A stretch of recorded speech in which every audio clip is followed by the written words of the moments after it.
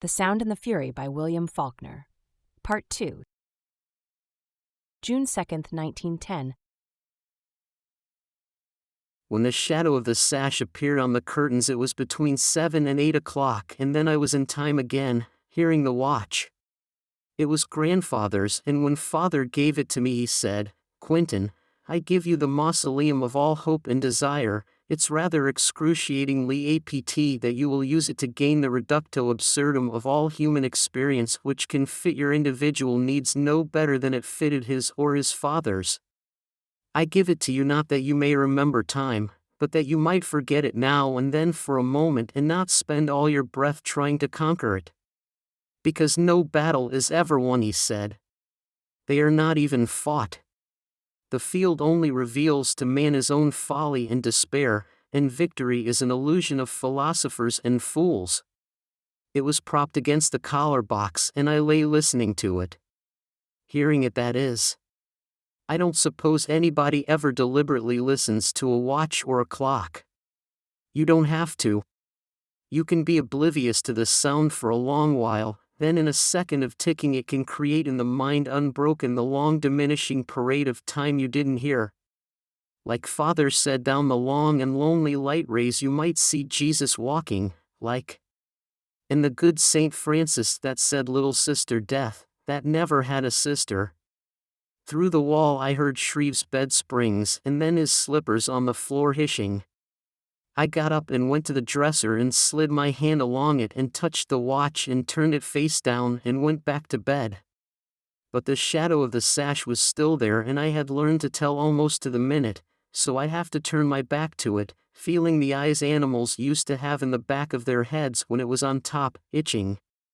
It's always the idle habits you acquire which you will regret. Father said that Christ was not crucified, he was worn away by a minute clicking of little wheels. That had no sister. And so as soon as I knew I couldn't see it, I began to wonder what time it was.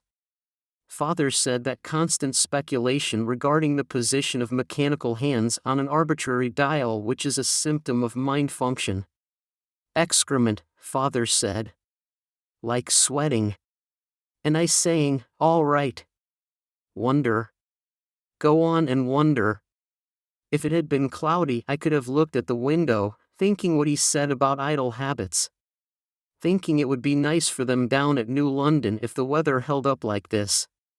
Why shouldn't it? The month of brides, the voice that breathed. She ran right out of the mirror, out of the bank scent. Roses. Roses. Mr. and Mrs. Jason Richmond Compson announced the marriage of roses. Not virgins like dogwood, milkweed. I said, I have committed incest, father, I said. Roses. Cunning and serene. If you attend Harvard 1 year, but don't see the boat race, there should be a refund. Let Jason have it. Give Jason a year at Harvard.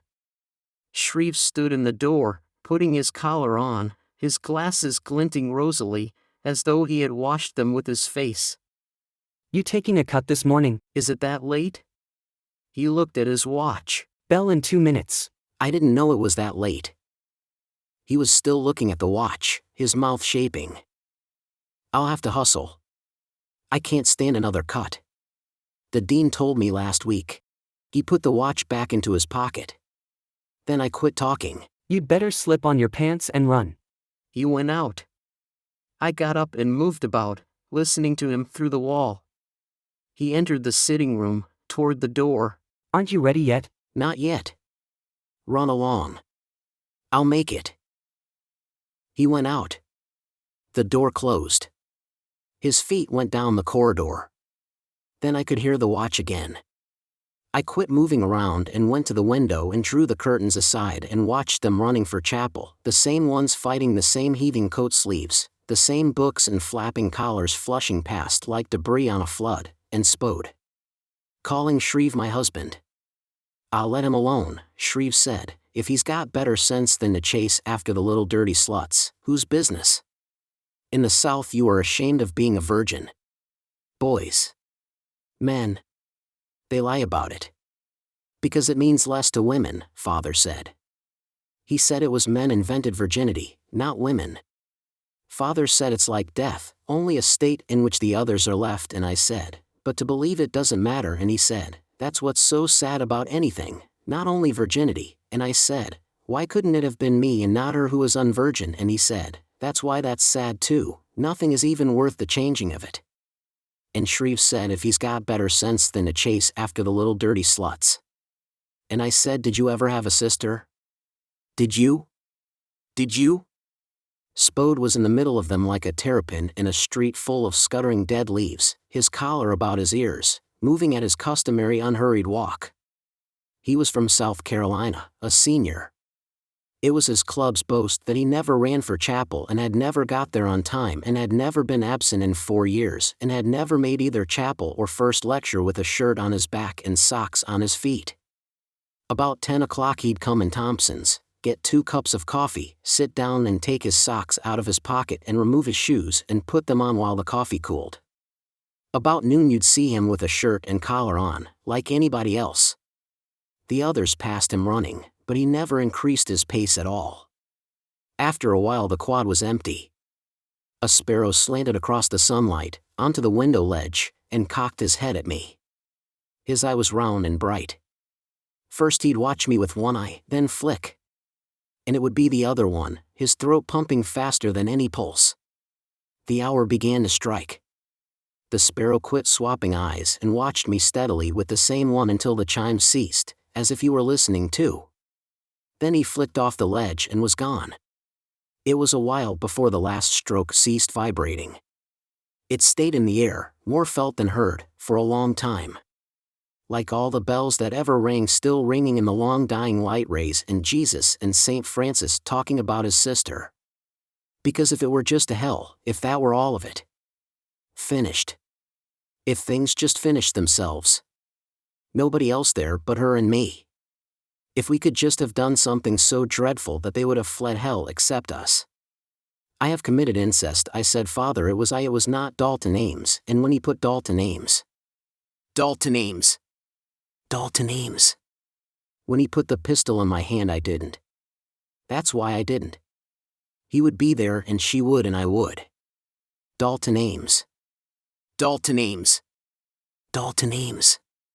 If we could have just done something so dreadful, and Father said that's sad too. People cannot do anything that dreadful, they cannot do anything very dreadful at all, they cannot even remember tomorrow what seemed dreadful today. And I said, you can shirk all things. And he said, can you? And I will look down and see my murmuring bones and the deep water like wind, like a roof of wind, and after a long time they cannot distinguish even bones upon the lonely and inviolate sand. Until on the day when he says rise only the flatiron would come floating up. It's not when you realize that nothing can help you, religion, pride, anything, it's when you realize that you don't need any aid. Dalton Ames. Dalton Ames. Dalton Ames. If I could have been his mother lying with open body lifted laughing, holding his father with my hand refraining, seeing, watching him die before he lived. 1 minute she was standing in the door. I went to the dresser and took up the watch, with the face still down. I tapped the crystal on the corner of the dresser and caught the fragments of glass in my hand and put them into the ashtray and twisted the hands off and put them in the tray. The watch ticked on. I turned the face up, the blank dial with little wheels clicking and clicking behind it, not knowing any better. Jesus walking on Galilee and Washington, not telling lies. Father brought back a watch charm from the St. Louis Fair to Jason, a tiny opera glass into which you squinted with one eye and saw a skyscraper, a Ferris wheel all spidery, Niagara Falls on a pinhead. There was a red smear on the dial. When I saw it my thumb began to smart. I put the watch down and went into Shreve's room and got the iodine and painted the cut. I cleaned the rest of the glass out of the rim with the towel. I laid out 2 suits of underwear, with socks, shirts, collars and ties, and packed my trunk. I put in everything except my new suit and an old one and 2 pairs of shoes and 2 hats, and my books. I carried the books into the sitting room and stacked them on the table, the ones I had brought from home and the ones Father said it used to be a gentleman was known by his books, Nowadays he is known by the ones he has not returned and locked the trunk and addressed it. The quarter hour sounded. I stopped and listened to it until the chimes ceased. I bathed and shaved. The water made my finger smart a little, so I painted it again. I put on my new suit and put my watch on and packed the other suit and the accessories and my razor and brushes in my handbag, and wrapped the trunk key into a sheet of paper and put it in an envelope and addressed it to Father, and wrote the 2 notes and sealed them. The shadow hadn't quite cleared the stoop. I stopped inside the door, watching the shadow move. It moved almost perceptibly, creeping back inside the door, driving the shadow back into the door. Only she was running already when I heard it. In the mirror she was running before I knew what it was. That quick, her train caught up over her arms, she ran out of the mirror like a cloud, her veil swirling in long glints, her heels brittle and fast, clutching her dress onto her shoulder with the other hand, running out of the mirror the smells roses. Roses. The voice that breathed over Eden. Then she was across the porch, I couldn't hear her heels then, in the moonlight like a cloud, the floating shadow of the veil running across the grass, into the bellowing. She ran out of her dress, clutching her bridle, running into the bellowing where TP in the dew, Hui, Sarsaparilla, Benji under the box bellowing. Father had a V-shaped silver cuirass on his running chest. Well, you didn't. Is it a wedding or a wake? I couldn't make it. Not with all that primping. What's the matter? You think this was Sunday? I reckon the police won't get me for wearing my new suit one time. I was thinking about the square students. Have you got too proud to attend classes too? I'm going to eat first. The shadow on the stoop was gone. I stepped into sunlight, finding my shadow again. I walked down the steps just ahead of it. The half hour went. Then the chimes ceased and died away. Deacon wasn't at the post office either. I stamped the 2 envelopes and mailed the one to Father and put Shreves in my inside pocket, and then I remembered where I had last seen the deacon. It was on Decoration Day, in a GAR uniform, in the middle of the parade. If you waited long enough on any corner you would see him in whatever parade came along. The one before was on Columbus or Garibaldi's or somebody's birthday. He was in the street sweepers section, in a stovepipe hat, carrying a 2-inch Italian flag, smoking a cigar among the brooms and scoops. But the last time was the GAR one, because Shreves said, "There now. Just look at what your grandpa did to that poor old black man." Yes. Now he can spend day after day marching in parades. If it hadn't been for my grandfather, he'd have to work like white folks. I didn't see him anywhere. But I never knew even a working black man that you could find when you wanted him, let alone one that lived off the fat of the land. A car came along. I went over to town and went to Parker's and had a good breakfast. While I was eating I heard a clock strike the hour. But then I suppose it takes at least 1 hour to lose time in, who has been longer than history getting into the mechanical progression of it. When I finished breakfast I bought a cigar. The girl said a 50-cent one was the best, so I took one and lit it and went out to the street. I stood there and took a couple of puffs, then I held it in my hand and went on toward the corner. I passed a jeweler's window, but I looked away in time. At the corner 2 bootblacks caught me, one on either side, shrill and raucous, like blackbirds. I gave the cigar to one of them, and the other one a nickel. Then they let me alone. The one with the cigar was trying to sell it to the other for the nickel. There was a clock, high up in the sun, and I thought about how, when you don't want to do a thing, your body will try to trick you into doing it, sort of unawares. I could feel the muscles in the back of my neck, and then I could hear my watch ticking away in my pocket, and after a while I had all the other sounds shut away, leaving only the watch in my pocket. I turned back up the street, to the window. He was working at the table behind the window. He was going bald. There was a glass in his eye, a metal tube screwed into his face. I went in. The place was full of ticking, like crickets in September grass, and I could hear a big clock on the wall above his head. He looked up, his eye big and blurred and rushing beyond the glass. I took mine out and handed it to him. I broke my watch. He flipped it over in his hand. I should say you have. You must have stepped on it. Yes, sir. I knocked it off the dresser and stepped on it in the dark. It's still running though. He pried the back open and squinted into it. Seems to be all right. I can't tell until I go over it though. I'll go into it this afternoon. I'll bring it back later, I said. Would you mind telling me if any of those watches in the window are right? He held my watch on his palm and looked up at me with his blurred rushing eye. I made a bet with a fellow. And I forgot my glasses this morning. Why, all right? He laid the watch down and half rose on his stool and looked over the barrier. Then he glanced up at the wall. It's 20. Don't tell me. Please, sir. Just tell me if any of them are right. He looked at me again. He sat back on the stool and pushed the glass up onto his forehead. It left a red circle around his eye, and when it was gone his whole face looked naked. What are you celebrating today? That boat race ain't until next week, is it? No, sir. This is just a private celebration. Birthday. Are any of them right? No. But they haven't been regulated and set yet. If you're thinking of buying one of them. No, sir. I don't need a watch. We have a clock in our sitting room. I'll have this one fixed when I do. I reached my hand. Better leave it now. I'll bring it back later. He gave me the watch. I put it in my pocket. I couldn't hear it now, above all the others. I'm much obliged to you. I hope I haven't taken up your time. That's all right. Bring it in when you are ready. And you better put off this celebration until after we win that boat race. Yes, sir.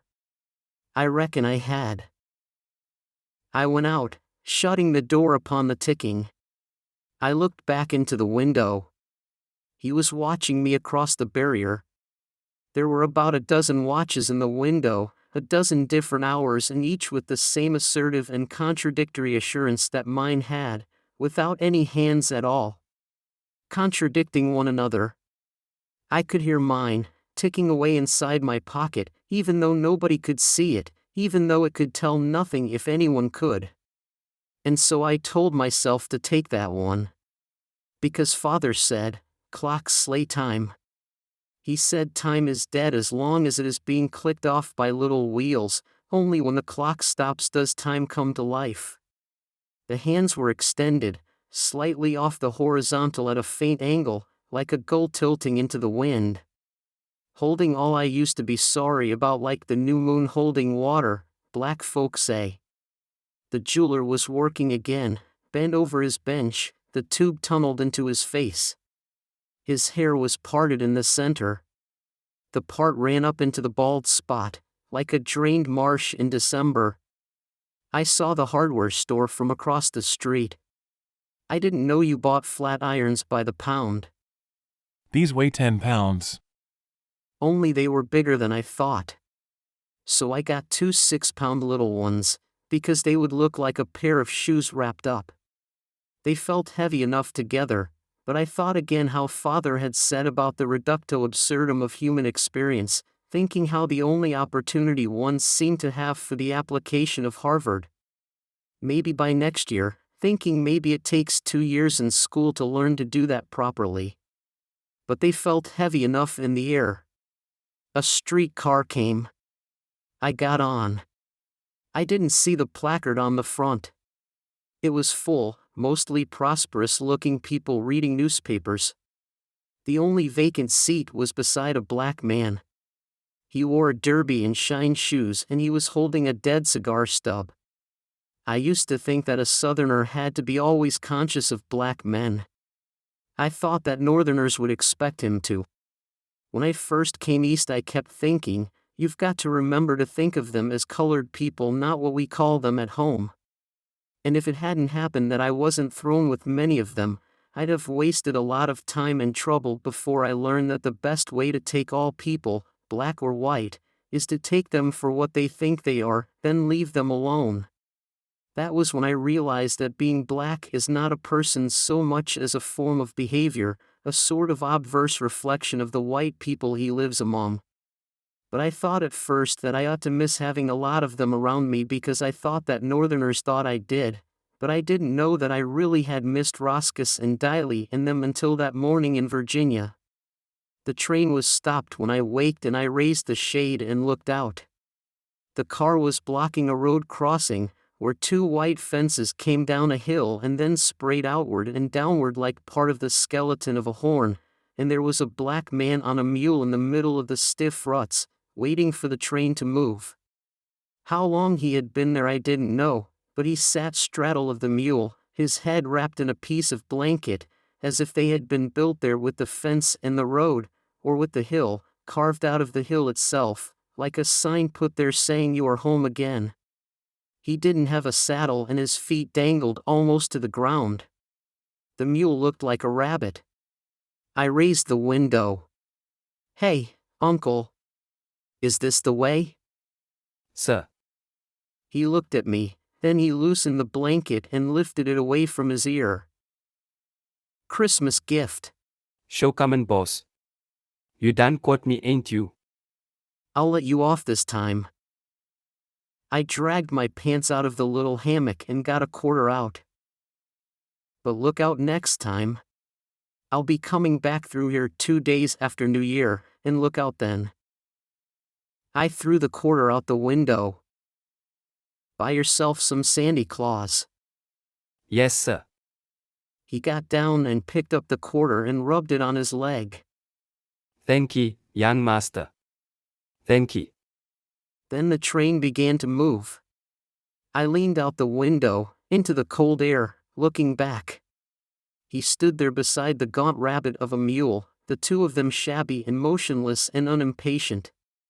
The train swung around the curve, the engine puffing with short, heavy blasts, and they passed smoothly from sight that way, with that quality about them of shabby and timeless patience, of static serenity, that blending of childlike and ready incompetence and paradoxical reliability that tends and protects them it loves out of all reason and robs them steadily and evades responsibility and obligations by means too barefaced to be called subterfuge even and is taken in theft or evasion. With only that frank and spontaneous admiration for the victor which a gentleman feels for anyone who beats him in a fair contest, and with all a fond and unflagging tolerance for white folks' vagaries like that of a grandparent for unpredictable and troublesome children, which I had forgotten. And all that day, while the train wound through rushing gaps and along ledges where movement was only a laboring sound of the exhaust and groaning wheels and the eternal mountains stood fading into the thick sky, I thought of home, of the bleak station and the mud and the black folk and country folks thronging slowly about the square, with toy monkeys and wagons and candy in sacks and Roman candles sticking out, and my insides would move like they used to do in school when the bell rang. I wouldn't begin counting until the clock struck 3. Then I would begin, counting to 60 and folding down one finger and thinking of the other 14 fingers waiting to be folded down, or 13 or 12 or 8 or 7, until all of a sudden I'd realize silence and the unwinking minds, and I'd say, "Ma'am?" Your name is Quentin, isn't it? Miss Laura said. Then more silence and the cruel unwinking minds and hands jerking into the silence. Tell Quentin who discovered the Mississippi River, Henry. DeSoto? Then the minds would go away, and after a while I'd be afraid I had gotten behind and I'd count fast and fold down another finger, then I'd be afraid I was going too fast and I'd slow up, then I'd get afraid and count fast again. So I never could come out even with the bell, and the released surging of feet moving already, feeling earth in the scuffed floor, and the day like a pane of glass struck a light, sharp blow, and my insides would move, sitting still. Moving, sitting still. 1 minute she was standing in the door. Benji. Bellowing. Benjamin, the child of mine old age, bellowing. Caddy, Caddy, I'm going to run away. He began to cry. She went and touched him. Hush. I'm not going to. Hush. He hushed. Diley. He smell what you tell him when he want to. Don't have to listen nor talk. Can he smell that new name they give him? Can he smell bad luck? What do you want to worry about luck for? Luck can't do him no hurt. What they change his name for then if ain't trying to help his luck? The streetcar stopped, started, stopped again. Below the window I watched the crowns of people's heads passing beneath new straw hats not yet unbleached. There were women in the car now, with market baskets, and men in work clothes were beginning to outnumber the shine shoes and collars. The black man touched my knee. Pardon me. I swung my legs out and let him pass. We were going beside a blank wall, the sound clattering back into the car, at the women with market baskets on their knees and a man in a stained hat with a pipe stuck in the band. I could smell water, and in a break in the wall I saw a glint of water and two masts, and a gull motionless in midair, like on an invisible wire between the masts, and I raised my hand and through my coat touched the letters I had written. When the car stopped I got off. The bridge was open to let a schooner through. She was in tow, the tug nudging along under her quarter, trailing smoke, but the ship herself was like she was moving without visible means. A man naked to the waist was coiling down a line on the head. His body was burned the color of leaf tobacco. Another man in a straw hat without any crown was at the wheel. The ship went through the bridge, moving under bare poles like a ghost in broad day, with 3 gulls hovering above the stern like toys on invisible wires. When it closed I crossed to the other side and leaned on the rail above the boathouses. The float was empty and the doors were closed. The crew just pulled in the late afternoon now, resting up before. The shadow of the bridge, the tiers of railing, my shadow leaning flat upon the water, so easily had I tricked it that would not quit me. At least 50 feet it was, and if I only had something to blot it into the water, holding it until it was drowned, the shadow of the package like 2 shoes wrapped up lying on the water. Black folks say a drowned man's shadow was watching for him in the water all the time. It twinkled and glinted, like breathing, the float slow like breathing too, and debris half submerged, heeling out to the sea and the caverns and the grottos of the sea. The displacement of water is equal to the something of something. Reducto absurdum of all human experience, and 2 6-pound flat irons weigh more than 1 tailor's goose. What a sinful waste, Diley would say. Benji knew it when Damity died. He cried. He smell it. He smell it. The tug came back downstream, the water shearing in long rolling cylinders, rocking the float at last with the echo of passage, the float lurching onto the rolling cylinder with a plopping sound and a long jarring noise as the door rolled back and 2 men emerged, carrying a shell. They set it in the water and a moment later Bland came out, with the sculls. He wore flannels, a gray jacket and a stiff straw hat. Either he or his mother had read somewhere that Oxford students pulled in flannels and stiff hats, so early one March they bought Gerald a 1-pair shell and in his flannels and stiff hat he went on the river. The folks at the boathouses threatened to call a policeman, but he went anyway. His mother came down in a hired auto, in a fur suit like an Arctic explorer's, and saw him off in a 25-mile wind and a steady drove of ice floes like dirty sheep. Ever since then I have believed that God is not only a gentleman and a sport, he is a Kentuckian too. When he sailed away she made a detour and came down to the river again and drove along parallel with him, the car in low gear. They said you couldn't have told they'd ever seen one another before, like a king and queen, not even looking at one another, just moving side by side across Massachusetts on parallel courses like a couple of planets. He got in and pulled away. He pulled pretty well now. He ought to. They said his mother tried to make him give rowing up and do something else the rest of his class couldn't or wouldn't do, but for once he was stubborn. if you could call it stubbornness, sitting in his attitudes of princely boredom, with his curly yellow hair and his violet eyes and his eyelashes and his New York clothes, while his mama was telling us about Gerald's horses and Gerald's servants and Gerald's women. Husbands and fathers in Kentucky must have been awful glad when she carried Gerald off to Cambridge. She had an apartment over in town, and Gerald had one there too, besides his rooms in college. She approved of Gerald associating with me because I at least revealed a blundering sense of noblesse oblige by getting myself born below Mason and Dixon, and a few others whose geography met the requirements, minimum, forgave, at least. Or condoned. But since she met Spode coming out of chapel when he said she couldn't be a lady, no lady would be out at that hour of the night, she never had been able to forgive him for having 5 names, including that of a present English ducal house.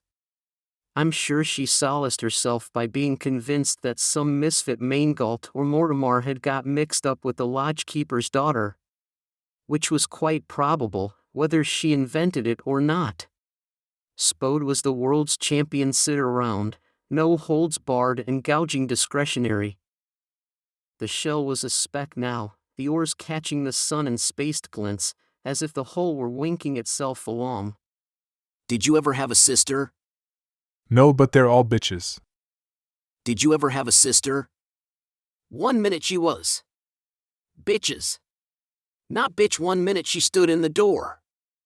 Dalton Ames. Dalton Ames. Dalton shirts. I thought all the time they were khaki, army-issue khaki, until I saw they were of heavy Chinese silk or finest flannel because they made his face so brown, his eyes so blue. Dalton Ames. It just missed gentility. Theatrical fixture.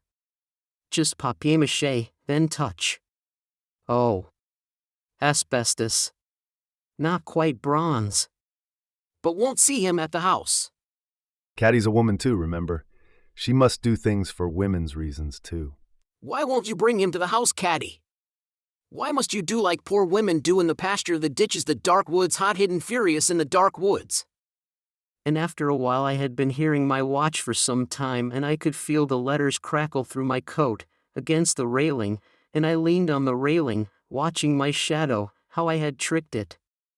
I moved along the rail, but my suit was dark too, and I could wipe my hands, watching my shadow, how I had tricked it. I walked it into the shadow of the quay. Then I went east. Harvard, my Harvard boy. Harvard. Harvard. That pimple-faced infant she met at the field meet with colored ribbons. Skulking along the fence trying to whistle her out like a puppy. Because they couldn't cajole him into the dining room, mother believed he had some sort of spell he was going to cast on her when he got her alone. Yet any blackguard, He was lying beside the box under the window bellowing.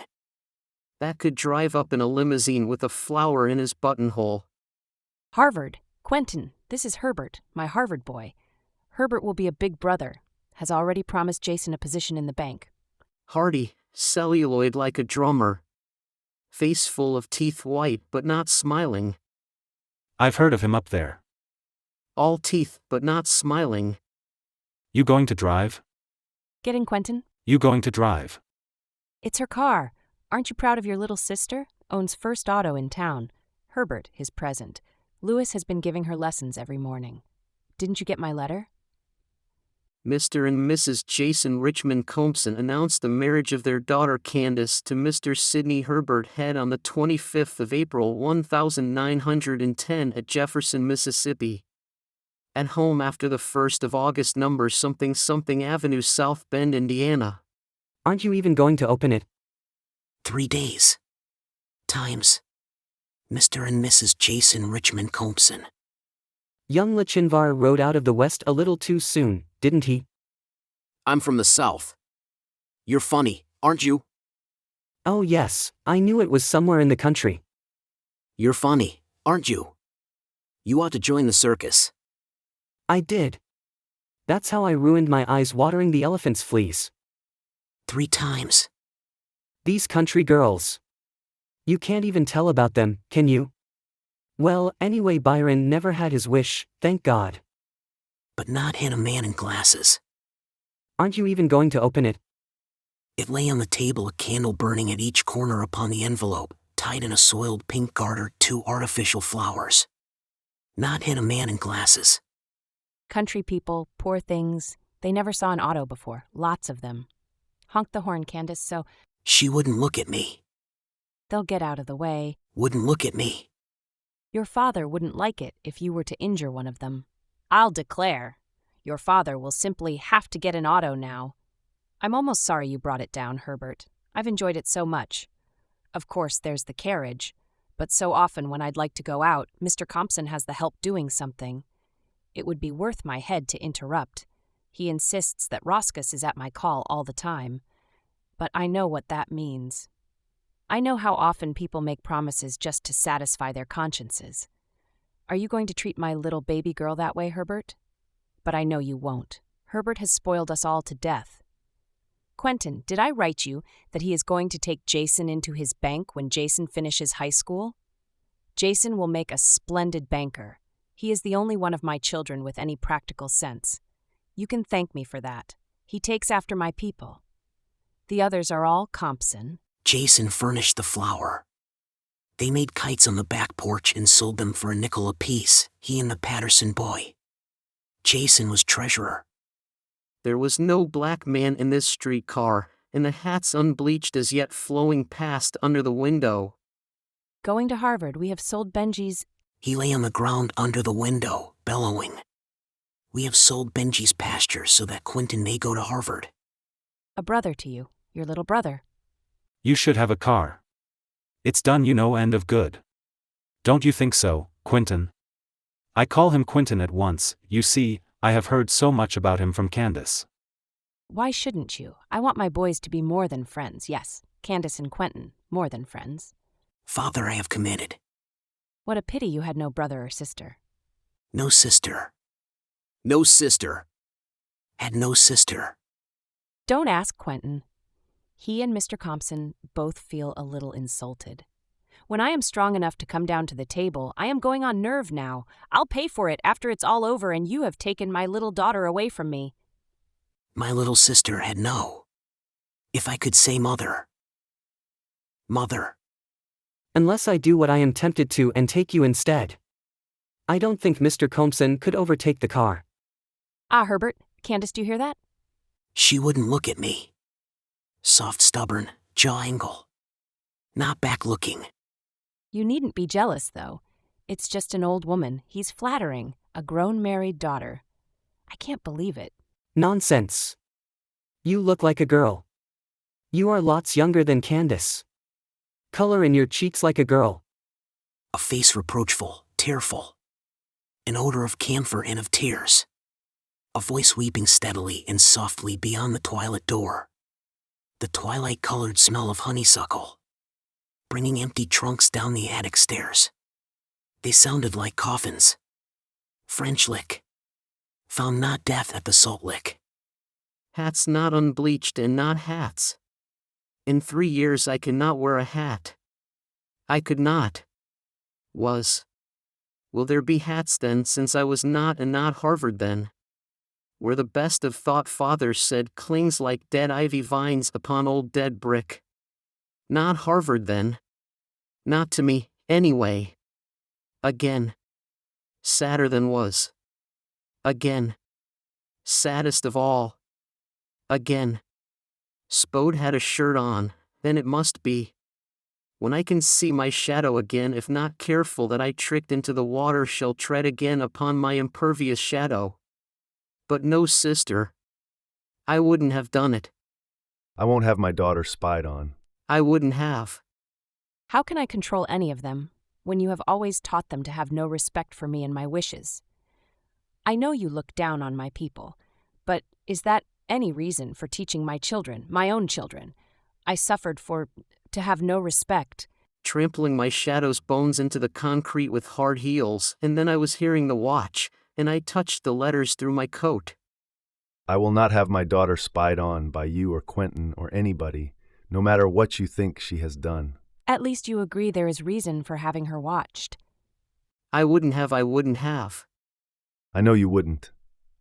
I didn't mean to speak so sharply, but women have no respect for each other for themselves. But why did she? The chimes began as I stepped on my shadow, but it was the quarter hour. The deacon wasn't in sight anywhere. Think I could have. She didn't mean that. That's the way women do things. It's because she loves Caddy. The street lamps would go down the hill then rise toward town. I walked upon the belly of my shadow. I could extend my hand beyond it. Feeling Father behind me beyond the rasping darkness of summer and August the street lamps. Father and I protect women from one another, from themselves are women. Women are like that. They don't acquire knowledge of people. We are for that. They are just born with a practical fertility of suspicion that makes a crop every so often and usually right. They have an affinity for evil, for supplying whatever the evil lacks in itself, for drawing it about them instinctively as you do bedclothing in slumber, fertilizing the mind for it until the evil has served its purpose, whether it ever existed or no. He was coming along between a couple of freshmen. He hadn't quite recovered from the parade, for he gave me a salute, a very superior officerish kind. I want to see you a minute, I said, stopping. See me? All right. See you again, fellows, he said, stopping and turning back. Glad to have chatted with you. That was the deacon, all over. Talk about your natural psychologists. They said he hadn't missed a train at the beginning of school in 40 years, and that he could pick out a Southerner with one glance. He never missed, and once he had heard you speak, he could name your state. He had a regular uniform he met trains in, a sort of Uncle Tom's Cabin outfit, patches and all. Yes, sir. Right this way, young master, here we is. Taking your bags. Here, boy, come here and get descripts. Whereupon a moving mountain of luggage would edge up, revealing a white boy of about 15, and the deacon would hang another bag on him somehow and drive him off. Now then, don't you drop it. Yes, sir, young master, just give the old black man your room number, and it'll be done got colder when you arrives. From then on until he had you completely subjugated, he was always in or out of your room, ubiquitous and garrulous, though his manner gradually moved northward as his raiment improved, until at last when he had bled you until you began to learn better he was calling you Quentin or whatever, and when you saw him next he'd be wearing a cast-off Brooks suit and a hat with a Princeton club, I forget which band, that someone had given him, and which he was pleasantly and unshakably convinced was a part of Abe Lincoln's military sash. Someone spread the story years ago, when he first appeared around college from wherever he came from, that he was a graduate of the divinity school. And when he came to understand what it meant he was so taken with it that he began to retell the story himself, until at last he must come to believe he really had. Anyway, he related long pointless anecdotes of his undergraduate days, speaking familiarly of dead and departed professors by their first names, usually incorrect ones. But he had been guide, mentor and friend to unnumbered crops of innocent and lonely freshmen, and I suppose that with all his petty chicanery and hypocrisy he stank no higher in heaven's nostrils than any other. Haven't seen you in 3-4 days? He said, staring at me from his still military aura. You been sick? No. I've been all right. Working, I reckon. I've seen you, though. Yes? In the parade the other day. Oh, that. Yes, I was there. I don't care nothing about that sort of thing, you understand, but the boys likes to have me with them, the veterans does. Ladies wants all the old veterans to turn out, you know. So I has to oblige them. And on that WAP holiday, too. You were obliging the WCTU then, I reckon. That? I was doing that for my son-in-law. He aims to get a job on the city forces. Street cleaner. I tells him all he wants is a broom to sleep on. You saw me, did you? Both times. Yes. I mean in uniform. How'd I look? You looked fine. You looked better than any of them. They ought to make you a general, Deacon. He touched my arm, lightly, his hand that worn, gentle quality of a hard worker's hands. Listen. This ain't for outside talking. I don't mind telling you because you and me's the same folks, come long and short. He looked at me now and clapped me lightly on the shoulder and rocked back on his heels, nodding at me. Yes, sir. I didn't turn Democrat 3 years ago for nothing. My son-in-law in the city, me, yes, sir. If just turning Democrat will make that son of a bitch go to work. And me, just you stand on that corner yonder a year from 2 days ago, and see. I hope so. You deserve it, Deacon. And while I think about it, I took the letter from my pocket. Take this around to my room tomorrow and give it to Shreve. He'll have something for you. But not till tomorrow, mind. He took the letter and examined it. It's sealed up. Yes. And it's written inside, not good until tomorrow. He said. He looked at the envelope, his mouth pursed. Something for me, you say? Yes. A present I'm making you. He was looking at me now, the envelope white in his black hand, in the sun. His eyes were soft and irisless and brown, and suddenly I saw Roscus watching me from behind all his white folks' claptrap of uniforms and politics and Harvard manner, diffident, secret, inarticulate and sad. You ain't playing a joke on the old black man, is you? You know I'm not. Did any Southerner ever play a joke on you? You're right. They're fine folks. But you can't live with them. Did you ever try? I said. But Roscus was gone. Once more he was that self he had long since taught himself to wear in the world's eye, pompous, spurious, not quite gross. I'll confer to your wishes, my boy. Not until tomorrow, remember. Sure. Understood, my boy. Well, I hope. I said. He looked down at me, benignant, profound. Suddenly I held out my hand and we shook, he gravely, from the pompous height of his municipal and military dream. You're a good fellow, Deacon. I hope. You've helped a lot of young fellows, here and there. I've tried to treat all folks right. I draw no petty social lines. A man to me is a man, wherever I find him. I hope you'll always find as many friends as you've made. Young fellows. I get along with them. They don't forget me, neither. He said, waving the envelope. He put it into his pocket and buttoned his coat. Yes, sir. I've had good friends.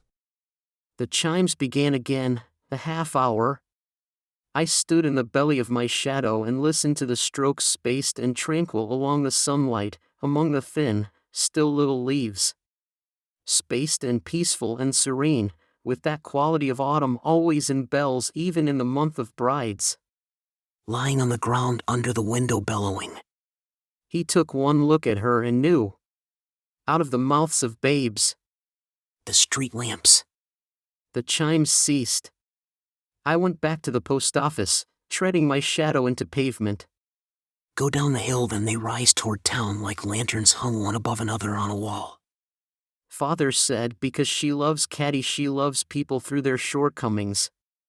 Uncle Maury, straddling his legs before the fire, must remove one hand long enough to drink Christmas. Jason ran on, his hands in his pockets fell down and lay there like a trust fowl until Versh sat him up. Why didn't you keep them hands out in your pockets when you're running? You could stand up then. Rolling his head in the cradle, rolling it flat across the back. Caddy told Jason. Versh said that the reason Uncle Maury didn't work was that he used to roll his head in the cradle when he was little. Shreve was coming up the walk, shambling, fatly earnest, his glasses glinting beneath the running leaves like little pools. I gave Deacon a note for some things. I may not be in this afternoon, so don't you let him have anything until tomorrow, will you?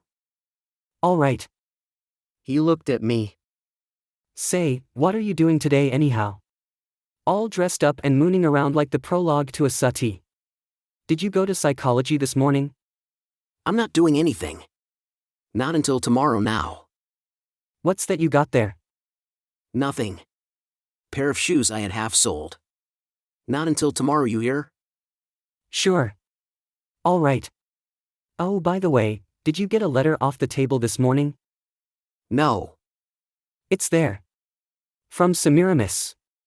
Chauffeur brought it before 10 o'clock. All right. I'll get it. Wonder what she wants now. Another band recital, I guess. Tumpty ta-ta Gerald blah. A little louder on the drum, Quentin. God, I'm glad I'm not a gentleman. He went on, nursing a book, a little shapeless, fatly intent. The street lamps. Do you think so? Because one of our forefathers was a governor and 3 were generals and mothers weren't. Any live man is better than any dead man. But no live or dead man is very much better than any other live or dead man. Done in mother's mind, though. Finished. Finished. Then we were all poisoned. You are confusing sin and morality. Women don't do that. Your mother is thinking of morality. Whether it be sin or not has not occurred to her. Jason, I must go away. You keep the others. I'll take Jason and go where nobody knows us, so he'll have a chance to grow up and forget all this. The others don't love me. They have never loved anything with that streak of Compson's selfishness and false pride. Jason was the only one my heart went out to without dread. Nonsense. Jason is all right. I was thinking that as soon as you feel better, you and Caddy might go up to French Lick. And leave Jason here with nobody but you and the help. She will forget him, then all the talk will die away. Found not death at the Salt Licks. Maybe I could find a husband for her. Not death at the Salt Licks. The car came up and stopped. The bells were still ringing the half hour. I got on and it went on again, blotting the half hour. No, the 3/4. Then it would be 10 minutes anyway. To leave Harvard. Your mother's dream for. Sold Benji's pasture for. What have I done to have been given children like these? Benjamin was punishment enough, and now for her to have no more regard for me, her own mother. I've suffered for her, dreamed and planned and sacrificed. I went down into the valley, yet never since she opened her eyes has she given me one unselfish thought. At times I look at her. I wonder if she can be my child? Except Jason, he has never given me one moment's sorrow since I first held him in my arms. I knew then that he was to be my joy and my salvation. I thought that Benjamin was punishment enough for any sins I have committed. I thought he was my punishment for putting aside my pride and marrying a man who held himself above me. I don't complain. I loved him above all of them because of it, because my duty, though Jason pulling at my heart all the while. But I see now that I have not suffered enough. I see now that I must pay for your sins as well as mine. What have you done? What sins have your high and mighty people visited upon me? But you'll take up for them. You always have found excuses for your own blood. Only Jason can do wrong because he is more Bascom than Compson, while your own daughter, my little daughter, my baby girl, she is no better than that. When I was a girl, I was unfortunate. I was only a Bascom. I was taught that there is no halfway ground, that a woman is either a lady or not. But I never dreamed when I held her in my arms that any daughter of mine could let herself. Don't you know I can look at her eyes and tell? You may think she'd tell you, but she doesn't tell things. She is secretive. You don't know her. I know things she's done that I'd die before I'd have you know. That's it. Go on, criticize Jason. Accuse me of setting him to watch her as if it were a crime while your own daughter. Can I know you don't love him? That you wish to believe faults against him? You never have. Yes, ridicule him as you always have, Maury. You cannot hurt me any more than your children already have. And then I'll be gone, and Jason, with no one to love him, shield him from this. I look at him every day, dreading to see this Compson blood beginning to show in him at last, with his sister slipping out to sea. What do you call it? Then have you ever laid eyes on him? Will you even let me try to find out who he is? It's not for myself. I couldn't bear to see him. It's for your sake, to protect you. But who can fight against bad blood? You won't let me try. We are to sit back with our hands folded, while she not only drags your name in the dirt, but corrupts the very air your children breathe. Jason, you must let me go away. I cannot stand it. Let me have Jason, and you keep the others. They're not my flesh and blood like he is. Strangers. Nothing of mine. And I am afraid of them. I can take Jason and go where we are not known. I'll go down on my knees and pray for the absolution of my sins, that he may escape this curse. Try to forget that the others ever were. If that was the 3/4, not over 10 minutes now. One car had just left, and people were already waiting for the next one. I asked, but he didn't know whether another one would leave before noon or not, because you'd think that interurbans. So the first one was another trolley. I got on. You can feel noon. I wonder if even miners in the bowels of the earth. That's why whistles, because people that sweat, and if just far enough from sweat you won't hear whistles, and in 8 minutes you should be that far from sweat in Boston. Father said a man is the sum of his misfortunes. One day you'd think misfortune would get tired, but then time is your misfortune, Father said. A goal on an invisible wire attached through space dragged. You carry the symbol of your frustration into eternity. Then the wings are bigger, Father said, only who can play a harp. I could hear my watch whenever the car stopped, but not often. They were already eating. Who would play A? Eating, the business of eating inside of you, space to space and time, confused stomach saying noon, brain saying 8 o'clock, all right, I wonder what time it is, what of it? People were getting out. The trolley didn't stop so often now, emptied by eating. Then it was past. I got off and stood in my shadow, and after a while a car came along and I got on and went back to the interurban station. There was a car ready to leave, and I found a seat next the window, and it started, and I watched it sort of frazzle out into slack-tide flats, and then trees. Now and then I saw the river, and I thought how nice it would be for them down at New London if the weather and Gerald Shell going solemnly up the glinting forenoon, and I wondered what the old woman would be wanting now, sending me a note before 10 o'clock in the morning. What picture of Gerald I to be one of the Dalton Ames asbestos Quentin has shot. Background. Something with girls in it. Women do have always. His voice above the gabble voice that breathed. An affinity for evil, for believing that no woman is to be trusted, but that some men are too innocent to protect themselves. Plain girls.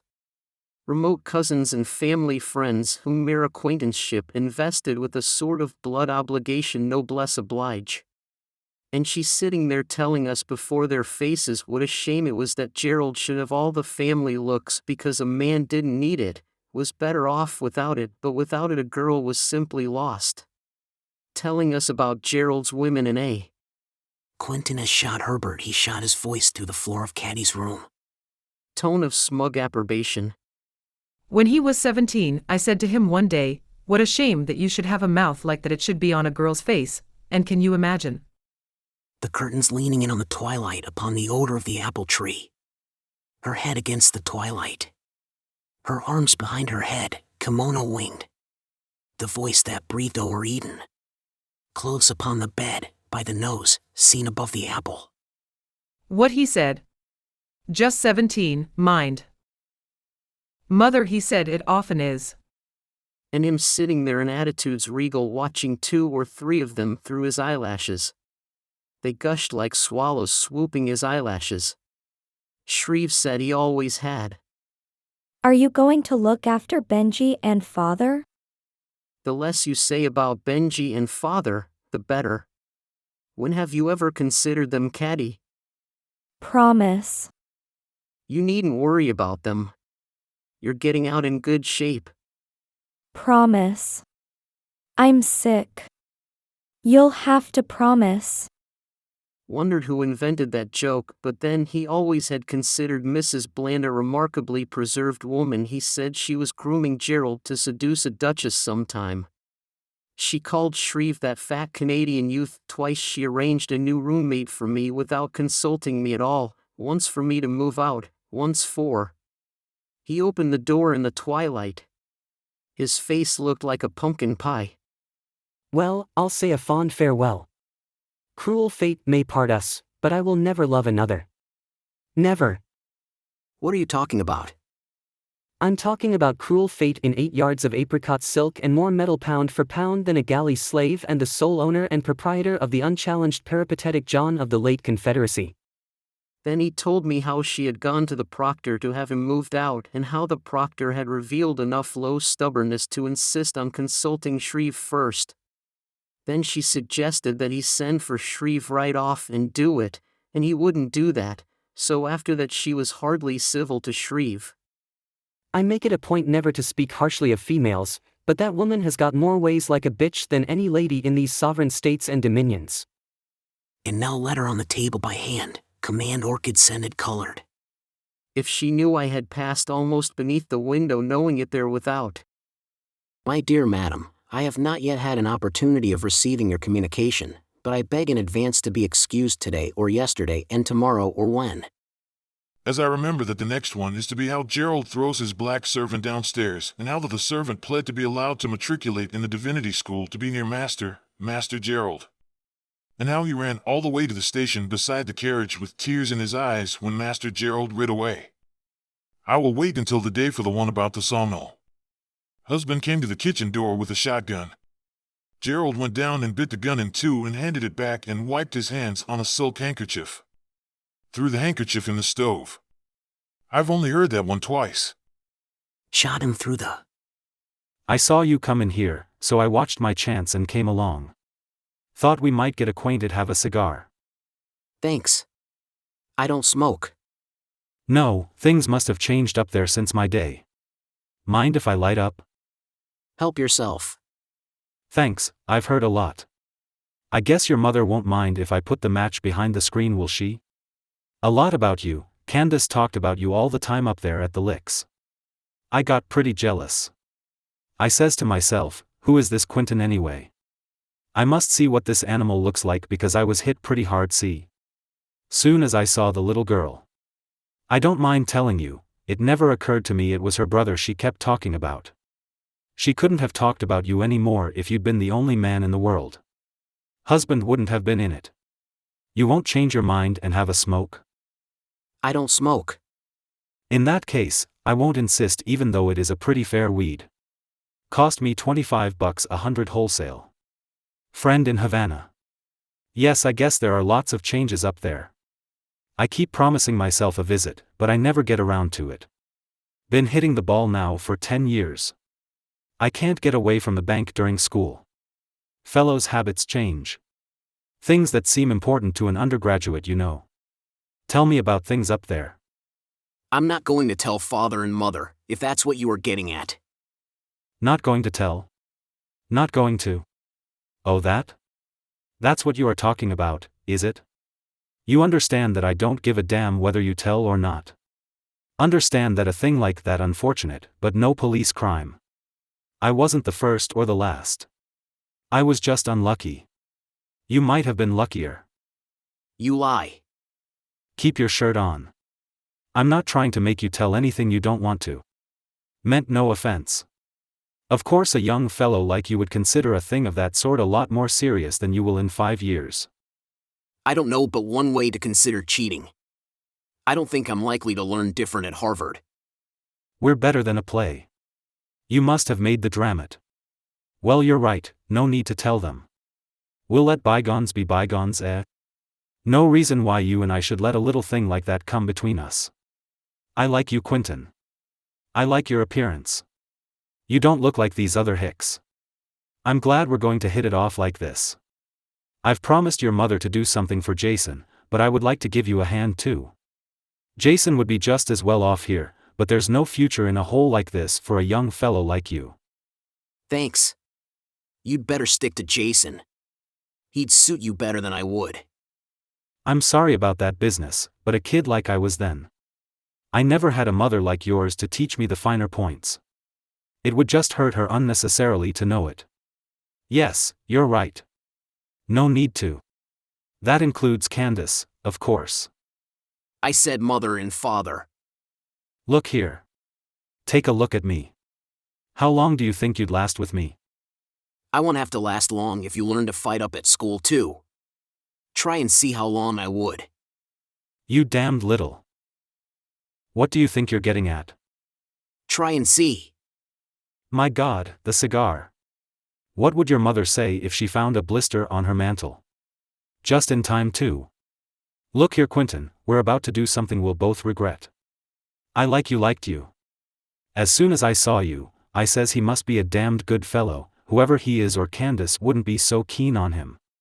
Listen, I've been out in the world now for 10 years. Things don't matter so much then, you'll find that out. Let's you and I get together on this thing. Sons of old Harvard and all. I guess I wouldn't know the place now. Best place for a young fellow in the world. I'm going to send my sons there, give them a better chance than I had. Wait. Don't go yet.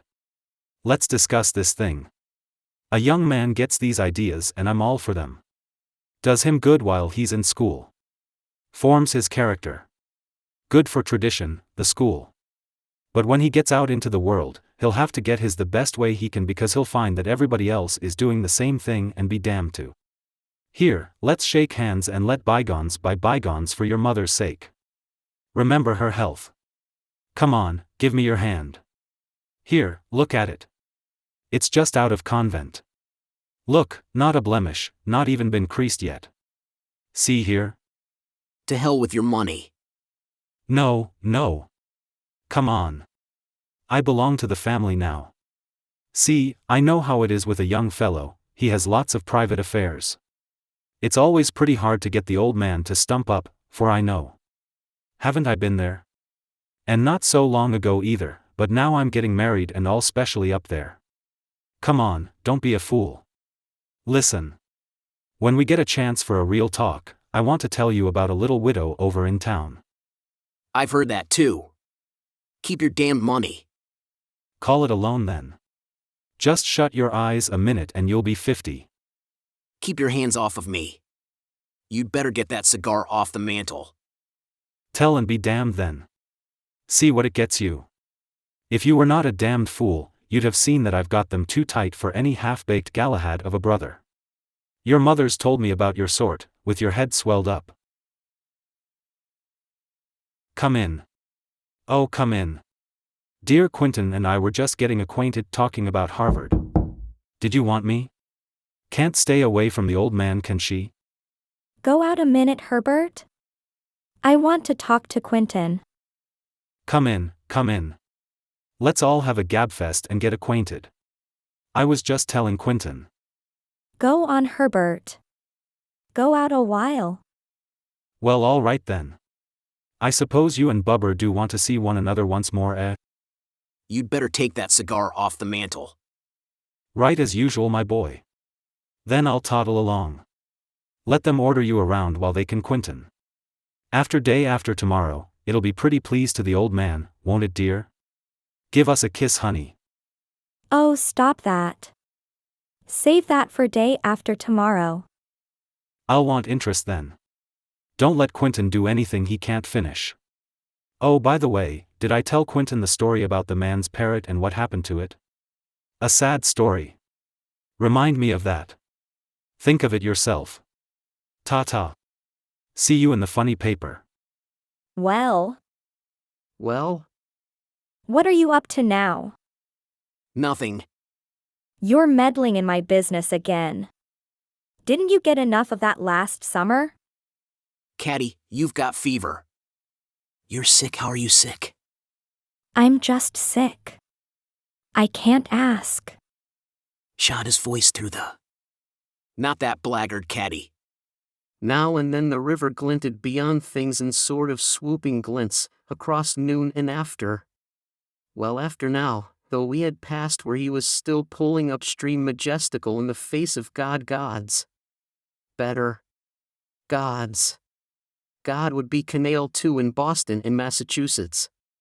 Or maybe just not a husband. The wet oars winking him along in bright winks and female palms. Agilant, if not a husband he'd ignore God. That blackguard Caddy. The river glinted away beyond a swooping curve. I'm sick. You'll have to promise. Sick? How are you sick? I'm just sick. I can't ask anybody yet. Promise you will. If they need any looking after, it's because of you. How are you sick? Under the window we could hear the car leaving for the station, the 8:10 train. To bring back cousins. Heads. Increasing himself head by head, but not barbers. Manicure girls. We had a blood horse once. In the stable, yes, but under leather a cur. Quentin has shot all of their voices through the floor of Caddy's room. The car stopped. I got off, into the middle of my shadow. A road crossed the track. There was a wooden marquee with an old man eating something out of a paper bag, and then the car was out of hearing too. The road went into the trees, where it would be shady, but June foliage in New England not much thicker than April at home in Mississippi. I could see a smokestack. I turned my back to it, tramping my shadow into the dust.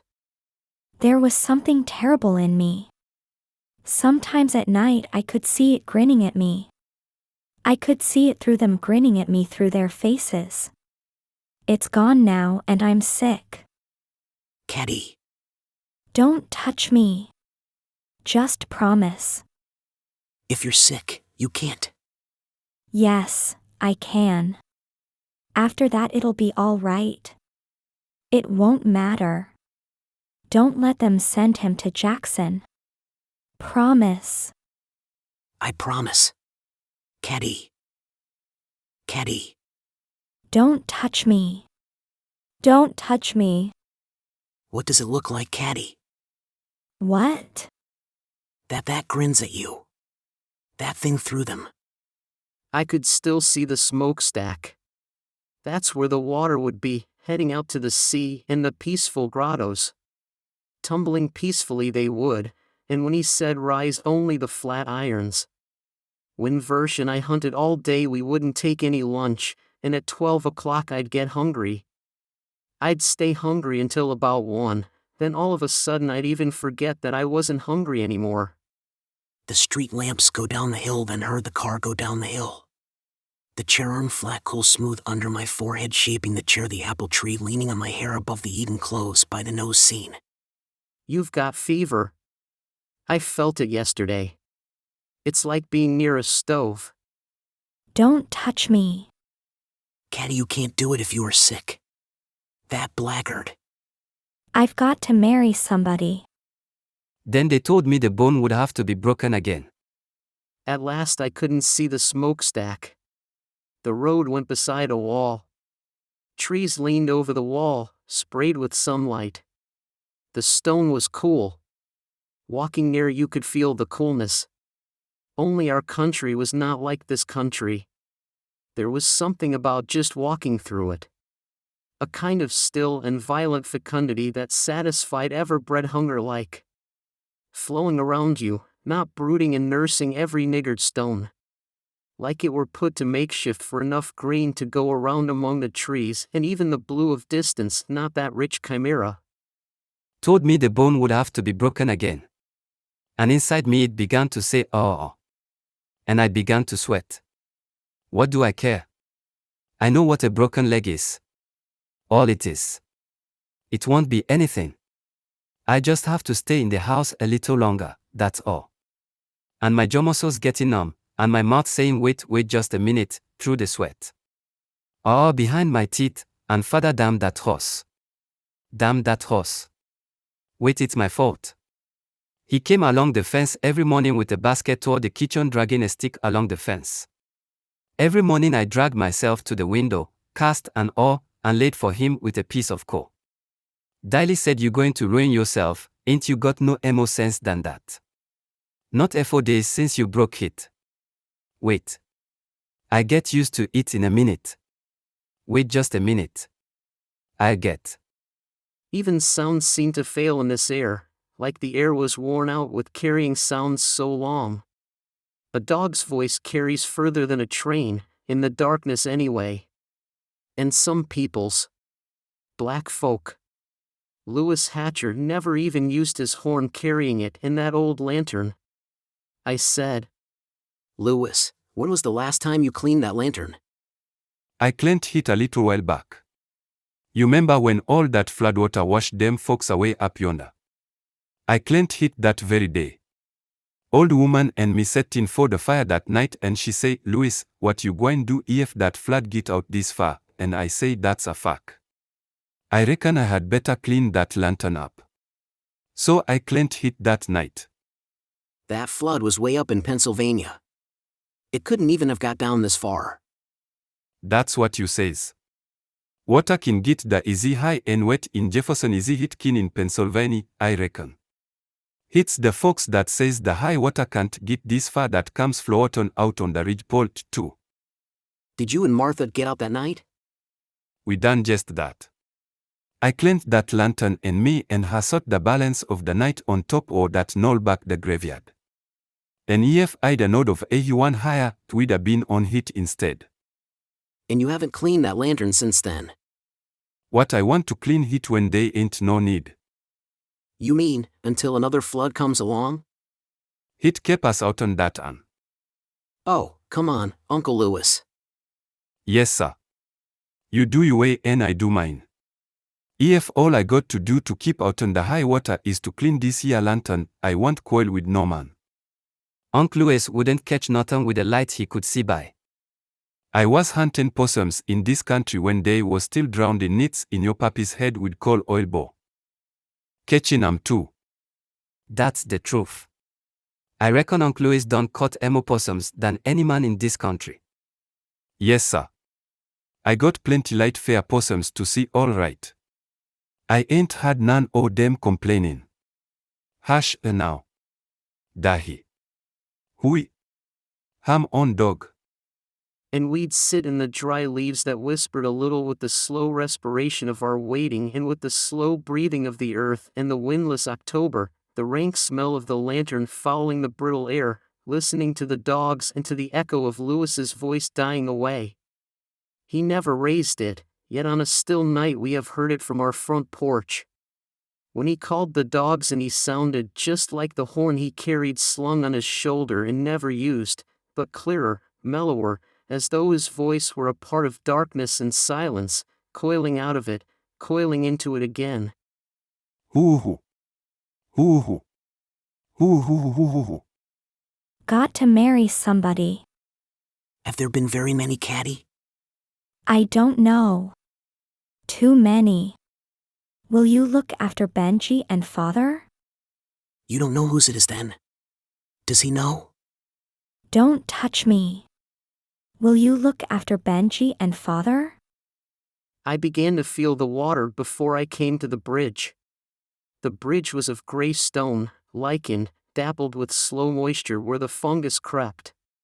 Beneath it the water was clear and still in the shadow, whispering and clucking about the stone in fading swirls of spinning sky. Caddy that. I've got to marry somebody. Versh told me about a man mutilated himself. He went into the woods and did it with a razor, sitting in a ditch. A broken razor flinging them backward over his shoulder, the same motion complete the jerked skein of blood backward, not looping. But that's not it. It's not having them. It's never to have had them, then I could say oh that. That's Chinese. I don't know Chinese. And Father said, it's because you are a virgin, don't you see? Women are never virgins.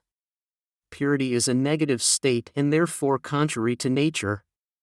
Its nature is hurting you, not Caddy.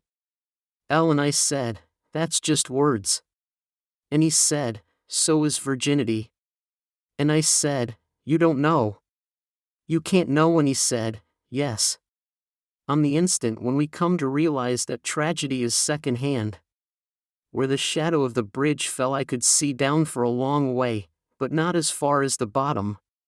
When you leave a leaf in water a long time, after a while the tissue will be gone and the delicate fibers waving slow as the motion of sleep.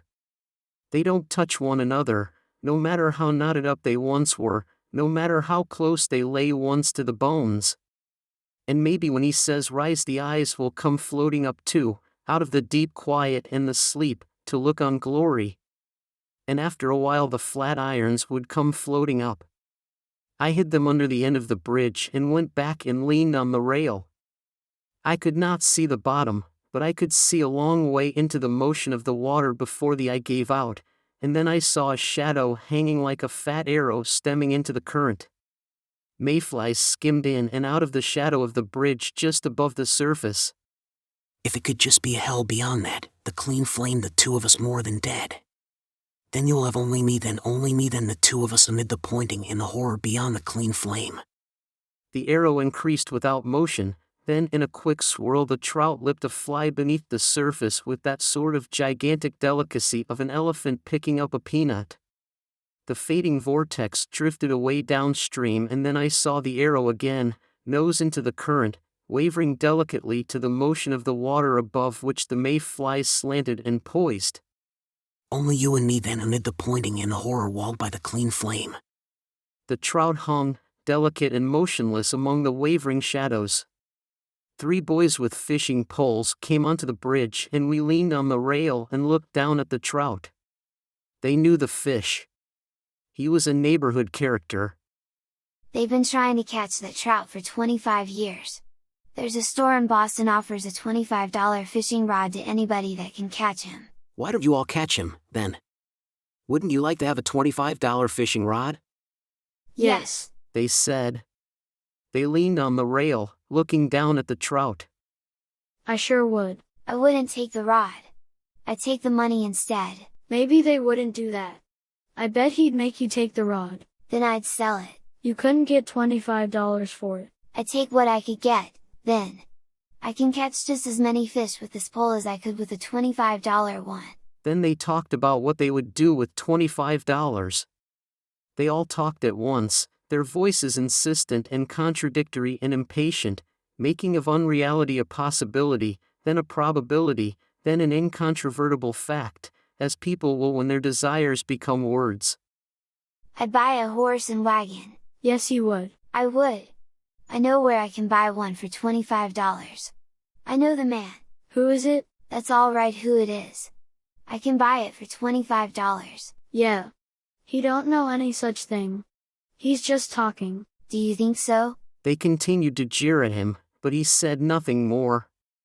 He leaned on the rail, looking down at the trout which he had already spent, and suddenly the acrimony, the conflict, was gone from their voices, as if to them too it was as though he had captured the fish and bought his horse and wagon, they too partaking of that adult trait of being convinced of anything by an assumption of silent superiority.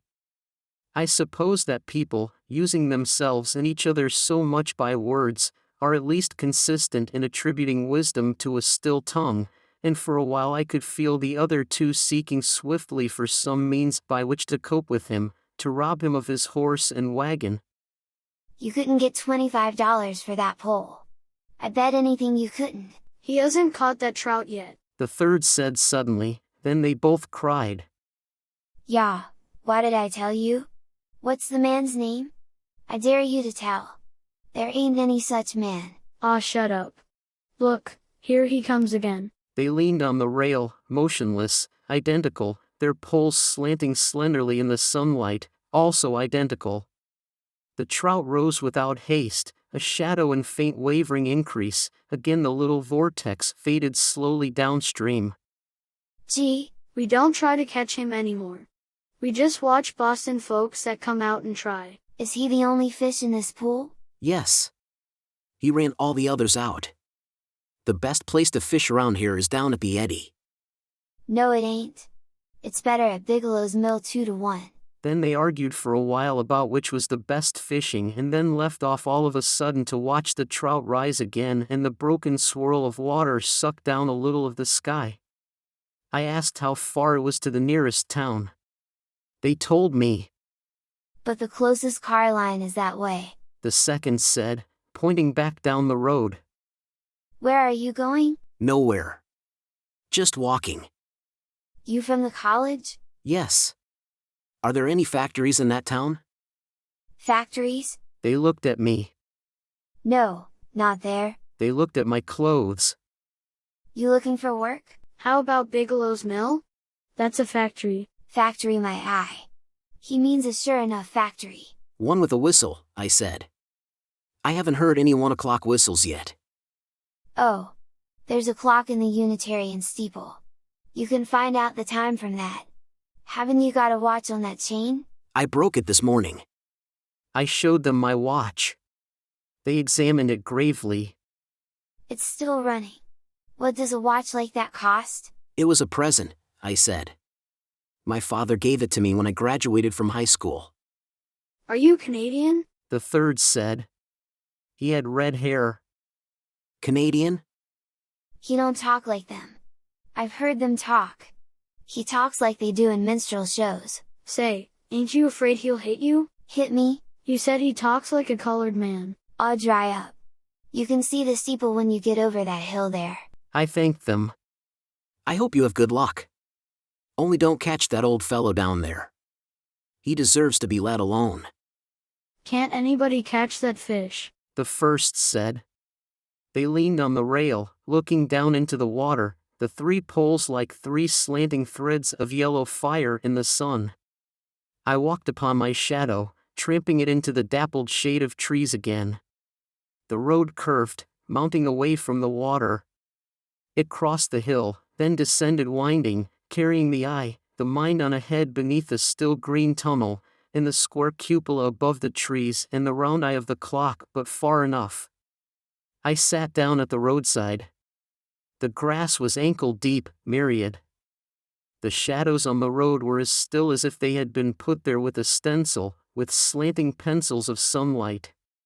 But it was only a train, and after a while it died away beyond the trees, the long sound, and then I could hear my watch and the train dying away, as though it were running through another month or another summer somewhere, rushing away under the poised gull and all things rushing. Except Gerald. He would be sort of grand too, pulling in lonely state across the noon, rolling himself right out of noon, up the long bright air like an apotheosis, mounting into a drowsing infinity where only he and the gull, the one terrifically motionless, the other in a steady and measured pull and recover that partook of inertia itself, the world punily beneath their shadows on the sun. Caddy. That blackguard, Caddy. Their voices came over the hill, in the 3 slender poles like balanced threads of running fire. They looked at me passing, not slowing. Well, I said, I don't see him. We didn't try to catch him. You can't catch that fish. There's the clock. The second said, pointing. You can tell the time when you get a little closer. Yes, I said, all right. I got up. You all going to town? We're going to the eddy for chub. You can't catch anything at the eddy. I guess you want to go to the mill, with a lot of fellows splashing and scaring all the fish away. You can't catch any fish at the eddy. We won't catch none nowhere if we don't go on. I don't see why you keep on talking about the eddy. You can't catch anything there. You don't have to go. You're not tied to me. Let's go to the mill and go swimming. I'm going to the eddy and fish.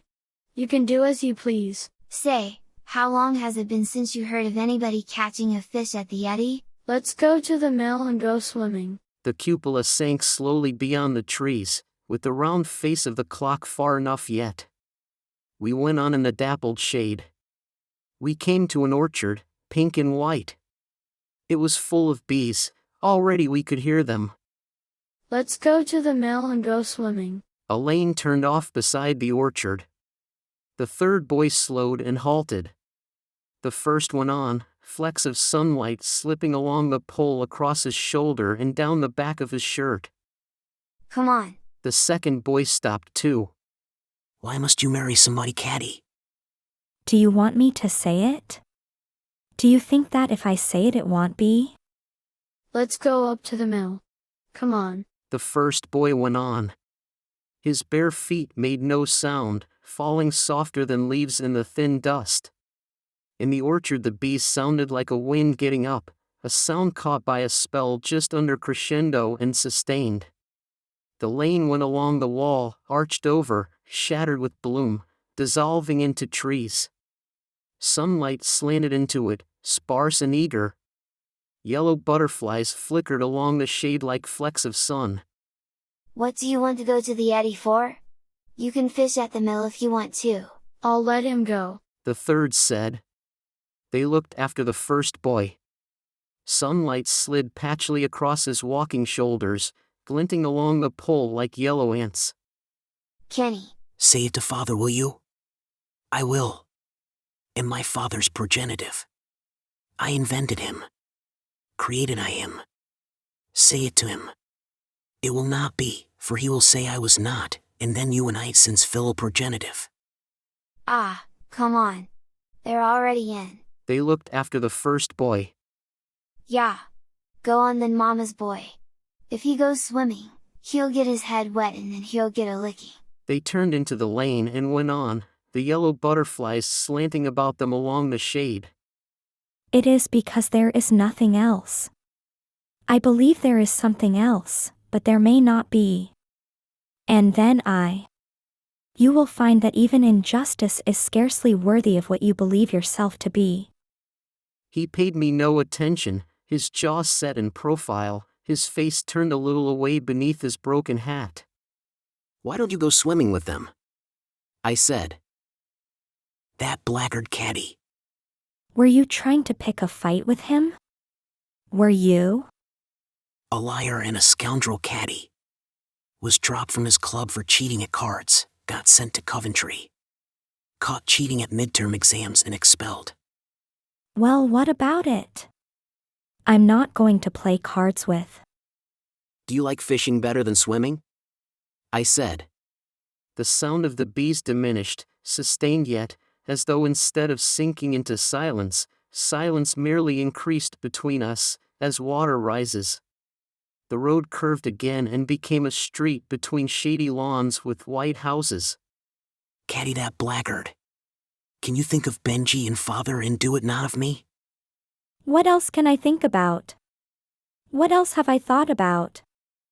The boy turned from the street.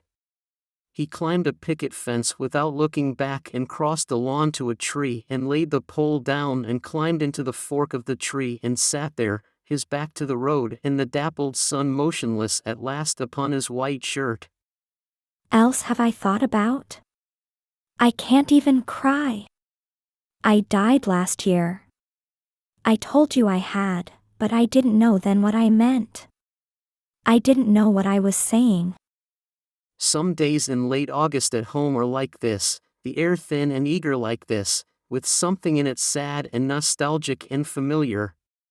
Man, the sum of his climatic experiences, father said.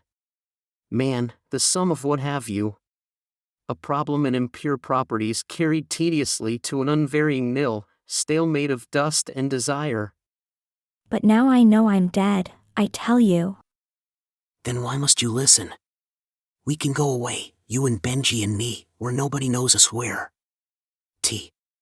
He buggy was drawn by a white horse, his feet clopping in the thin dust, spidery wheels chattering thin and dry, moving uphill beneath a rippling shawl of leaves. Elm.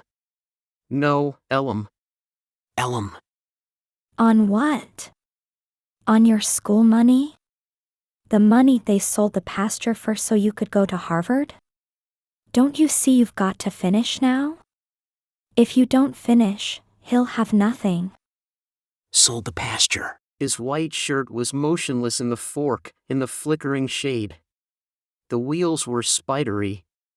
Beneath the sag of the buggy, the hooves neatly rapid like the motions of a lady doing embroidery, diminishing without progress like a figure on a treadmill being drawn rapidly off stage.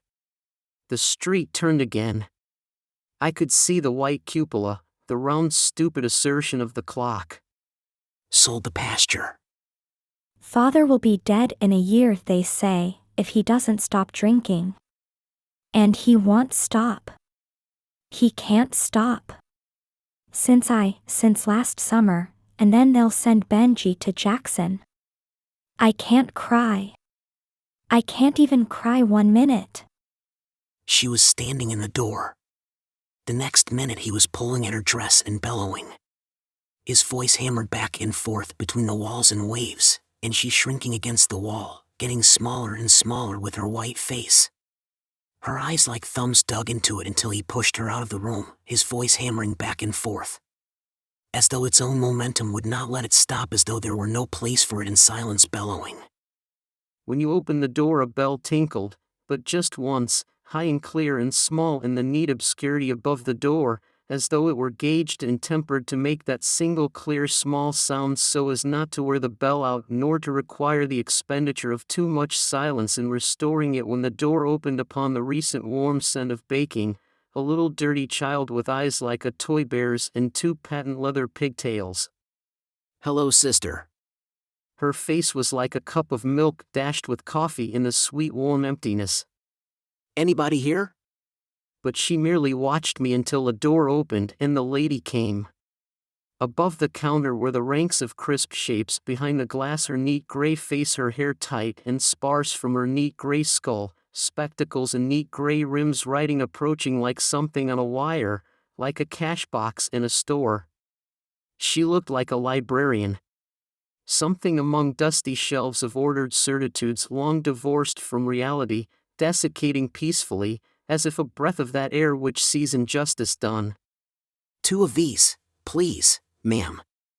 From under the counter she produced a square cut from a newspaper and laid it on the counter and lifted the 2 buns out.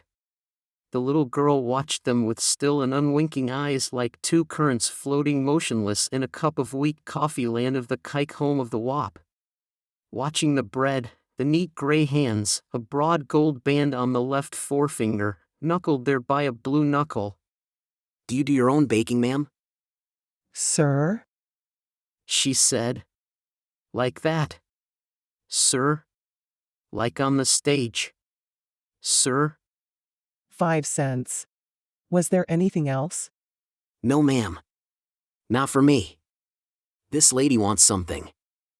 She was not tall enough to see over the case, so she went to the end of the counter and looked at the little girl. "Did you bring her in here?" "No, ma'am. She was here when I came." "You little wretch." She came out around the counter, but she didn't touch the little girl. "Have you got anything in your pockets?" "She hasn't got any pockets," I said. "She wasn't doing anything. She was just standing here, waiting for you." "Why didn't the bell ring then?" She glared at me. She just needed a bunch of switches, a blackboard behind her. 2 times 2 equals 5. "She'll hide it under her dress and a body'd never know it. You, child. How'd you get in here?" The little girl said nothing. She looked at the woman, then she gave me a flying black glance and looked at the woman again. "Them foreigners. How'd she get in without the bell ringing?" "She came in when I opened the door," I said. "It rang once for both of us. She couldn't reach anything from here, anyway. Besides, I don't think she would. Would you, sister?" The little girl looked at me, secretive, contemplative. "What do you want? Bread?" She extended her fist. It uncurled upon a nickel, moist and dirty, moist dirt ridged into her flesh. The coin was damp and warm. I could smell it, faintly metallic. "Have you got a 5-cent loaf, please, ma'am?" From beneath the counter she produced a square cut from a newspaper sheet and laid it on the counter and wrapped a loaf into it. I laid the coin and another one on the counter. "And another one of those buns, please, ma'am." She took another bun from the case. "Give me that parcel." I gave it to her and she unwrapped it and put the 3rd bun in and wrapped it and took up the coins and found 2 coppers in her apron and gave them to me. I handed them to the little girl. Her fingers closed about them, damp and hot, like worms. "You going to give her that bun?" "Yes, some. I expect your cooking smells as good to her as it does to me." I took up the 2 packages and gave the bread to the little girl, the woman all iron gray behind the counter, watching us with cold certitude. "You wait a minute." She went to the rear. The door opened again and closed. The little girl watched me, holding the bread against her dirty dress. What's your name? I said. She quit looking at me, but she was still motionless. She didn't even seem to breathe. The woman returned. She had a funny-looking thing in her hand. She carried it sort of like it might have been a dead pet rat. Take it. The child looked at her. Take it. The woman said, jabbing it at the little girl. It just looks peculiar. I calculate you won't know the difference when you eat it. Here. I can't stand here all day. The child took it, still watching her. The woman rubbed her hands on her apron. I got to have that bell fixed. She went to the door and jerked it open. The little bell tinkled once, faint and clear and invisible. We moved toward the door and the woman's peering back. Thank you for the cake, I said. Them foreigners, she said, staring up into the obscurity where the bell tinkled. Take my advice and stay clear of them, young man. Yes, I said. Come on, sister. We went out. Thank you, ma'am. She swung the door to, then jerked it open again, making the bell give forth its single small note. Foreigners, he said, peering up at the bell. We went on. Well, I said, how about some ice cream? She was eating the gnarled cake. Do you like ice cream? She gave me a black still look, chewing. Come on. We came to the drugstore and had some ice cream. She wouldn't put the loaf down. Why not put it down so you can eat better? I said, offering to take it. But she held to it, chewing the ice cream like it was taffy. The bitten cake lay on the table. She ate the ice cream steadily, then she fell to on the cake again, looking about at the showcases. I finished mine and we went out. Which way do you live? I said. A buggy, the one with the white horse it was.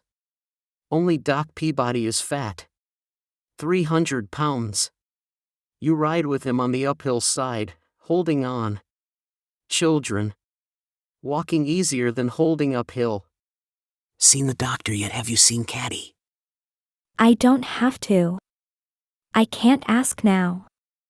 Afterward it will be all right. It won't matter. Because women's so delicate, so mysterious, father said. Delicate equilibrium of periodical filth between two moons balanced. Moons, he said, full and yellow as harvest moons, her hips, thighs. Outside of them always but yellow. Feet soles with walking like. Then know that some man that all those mysterious and imperious concealed. With all that inside of them shapes an outward suavity waiting for a touch to. Liquid putrefaction like drowned things floating like pale rubber flabbily filled getting the odor of honeysuckle all mixed up. You better take your bread on home, hadn't you? She looked at me. She chewed quietly and steadily, at regular intervals a small distension passed smoothly down her throat. I opened my package and gave her one of the buns. Goodbye, I said. I went on. Then I looked back. She was behind me. Do you live down this way? She said nothing. She walked beside me, under my elbow sort of, eating. We went on. It was quiet, hardly anyone about. Getting the odor of honeysuckle all mixed. She would have told me not to. Let me sit there on the steps, hearing her door. Twilight. Slamming. Hearing Benji still crying.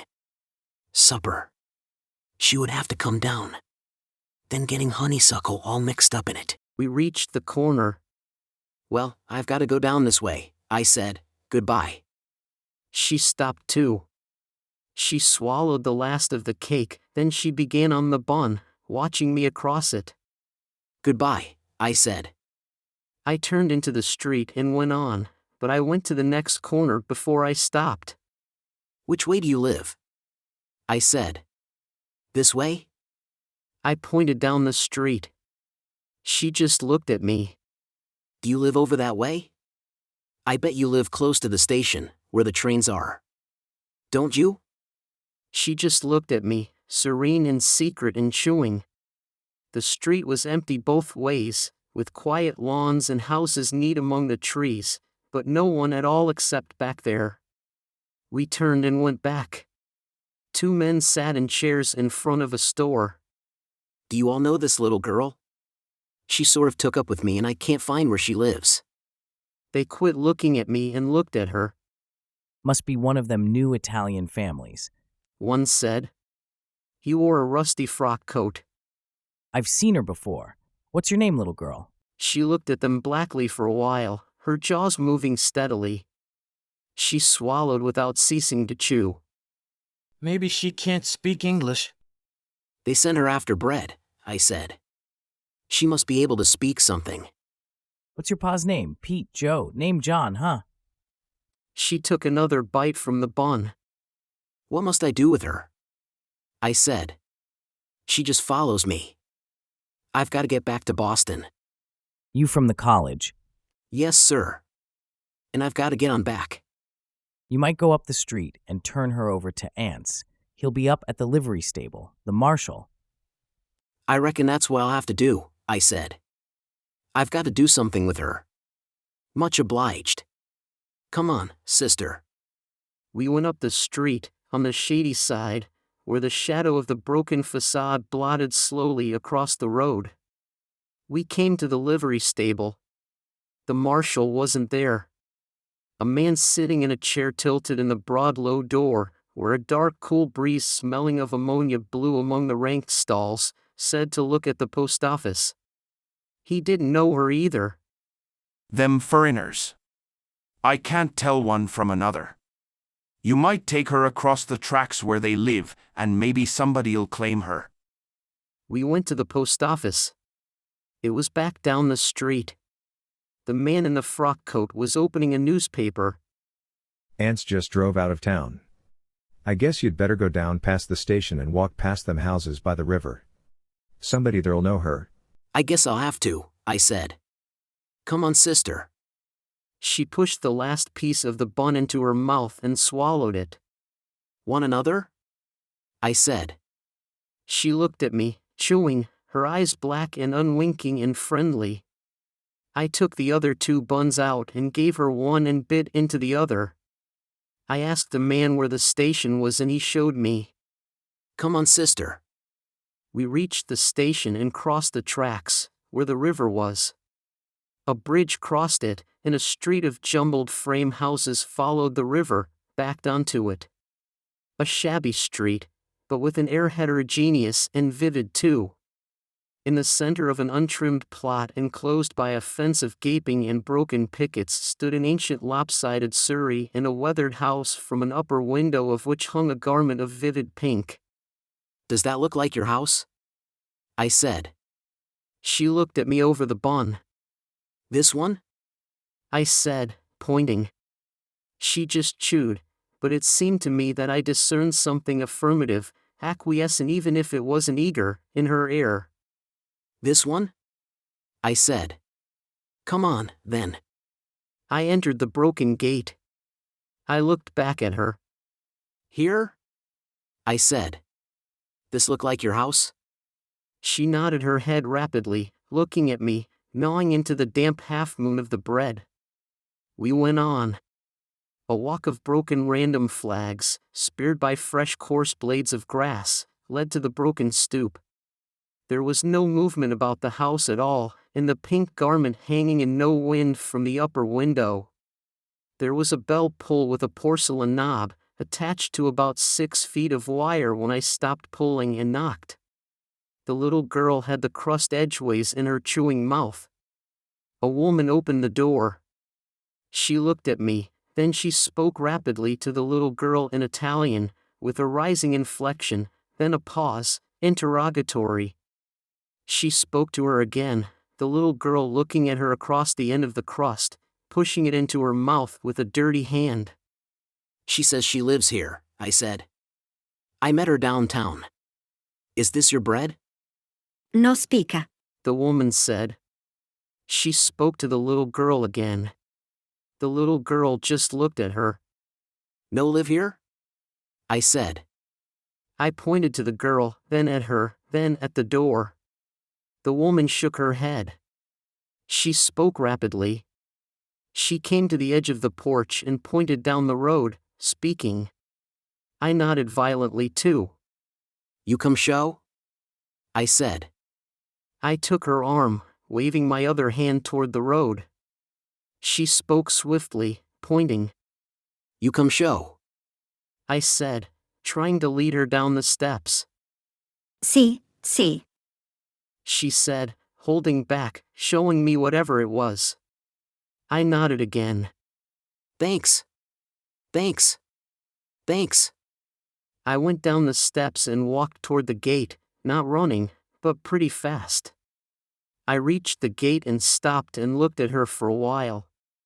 The crust was gone now, and she looked at me with her black, friendly stare. The woman stood on the stoop, watching us. Come on, then, I said. We'll have to find the right one sooner or later. She moved along just under my elbow. We went on. The houses all seemed empty. Not a soul in sight. A sort of breathlessness that empty houses have. Yet they couldn't all be empty.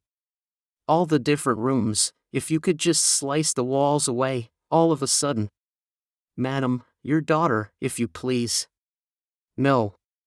Madam, for God's sake, your daughter.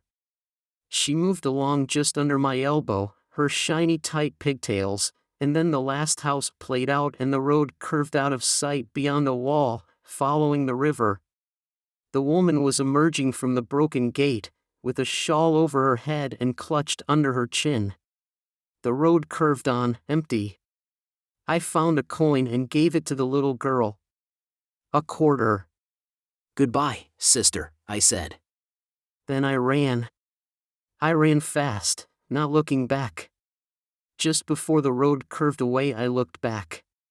She stood in the road, a small figure clasping the loaf of bread to her filthy little dress, her eyes still and black and unwinking. I ran on. A lane turned from the road. I entered it, and after a while I slowed to a fast walk. The lane went between back premises, unpainted houses with more of those gay and startling colored garments on lines, a barn broken-backed, decaying quietly among rank orchard trees, unpruned and weed-choked, pink and white and murmurous with sunlight and with bees. I looked back. The entrance to the lane was empty. I slowed still more, my shadow pacing me, dragging its head through the weeds that hid the fence. The lane went back to a barred gate, became defunctive in grass, a mere path scarred quietly into new grass. I climbed the gate into a woodlet and crossed it and came to another wall and followed that one, my shadow behind me now. There were vines and creepers where at home would be honeysuckle. Coming especially in the dusk when it rained, getting honeysuckle all mixed up in it as though it were not enough without that, not unbearable enough. What did you let him for? Kiss. I didn't let him. I made him. Watching me getting mad. What do you think of that? Red print of my hand coming up through her face like turning a light on under your hand, her eyes going bright. It's not for kissing I slapped you. Girl's elbows at 15, father said, you swallow like you had a fishbone in your throat. What's the matter with you? And Caddy across the table not to look at me. It's for letting it be some darn town square I slapped you. You will you now? I guess. You say calf rope. My red hand coming up out of her face. What do you think of that? Scouring her head into the grass, sticks crisscrossed into the flesh tingling, scouring her head. Say calf rope. Say it. I didn't kiss a dirty girl like Natalie anyway. The wall went into shadow, and then my shadow, I had tricked it again. I had forgot about the river curving along the road. I climbed the wall. And then she watched me jump down, holding the loaf against her dress. I stood in the weeds and we looked at one another for a while. Why didn't you tell me you lived out this way, sister? The loaf was wearing slowly out of the paper, already it needed a new one. Well, come on then and show me the house. Not a dirty girl like Natalie. It was raining, we could hear it on the roof, sighing through the high sweet emptiness of the barn. There. Touching her. Not there. There. Not raining hard, but we couldn't hear anything but the roof and as if it was my blood or her blood. She pushed me down the ladder and ran off and left me, Caddy did. Was it there it hurt you when Caddy did ran off? Was it there? Oh. She walked just under my elbow, the top of her patent leather head, the loaf fraying out of the newspaper. If you don't get home pretty soon, you're going to wear that loaf out. And then what'll your mama say? I bet I can lift you up. You can't, I'm too heavy. Did Caddy go away? Did she go to the house? You can't see the barn from our house. Did you ever try to see the barn from? It was her fault. She pushed me. She ran away. I can lift you up. See how I can. Oh. Her blood or my blood. Oh. We went on in the thin dust, our feet silent as rubber in the thin dust where pencils of sun slanted in the trees. And I could feel water again running swift and peaceful in the secret shade. You live a long way, don't you? You're mighty smart to go this far to town by yourself. It's like dancing sitting down. Did you ever dance sitting down? We could hear the rain, a rat in the crib, the empty barn vacant with horses. How do you hold to dance? Do you hold like this? Oh. I hold to use like this. I mean, did you hear what I said? I said. Oh. The road went on, still and empty, the sun slanting more and more. Her stiff little pigtails were bound at the tips with bits of crimson cloth. A corner of the wrapping flapped a little as she walked, the nose of the loaf naked. I stopped. Look here. Do you live down this road? We haven't passed the house in a mile, almost. She looked at me, black and secret and friendly. Where do you live, sister? Don't you live back there in town? There was a bird somewhere in the woods, beyond the broken and infrequent slanting of sunlight. Your papa's going to be worried about you. Don't you reckon you'll get a whipping for not coming straight home with that bread? The bird whistled again, invisible, a sound meaningless and profound, inflectionless, ceasing as though cut off with the blow of a knife, and again, and that sense of water swift and peaceful above secret places, felt, not seen, not heard. Oh, hell, sister. About half the paper hung limp. That's not doing any good now. I tore it off and dropped it beside the road. Come on. We'll have to go back to town. We'll go back along the river. We left the road. Among the moss little pale flowers grew, and the sense of water mute and unseen. I hold to use like this. I mean, I used to hold. She stood in the door looking at us, her hands on her hips. You pushed me. It was your fault. It hurt me too. We were dancing sitting down. I bet Caddy can't dance sitting down. Stop that. Stop that. I was just brushing the trash off the back of your dress. You keep your nasty old hands off of me. It was your fault. You pushed me down. I'm mad at you. I don't care. She looked at us. Stay mad. She went away. We began to hear the shouts, the splashings.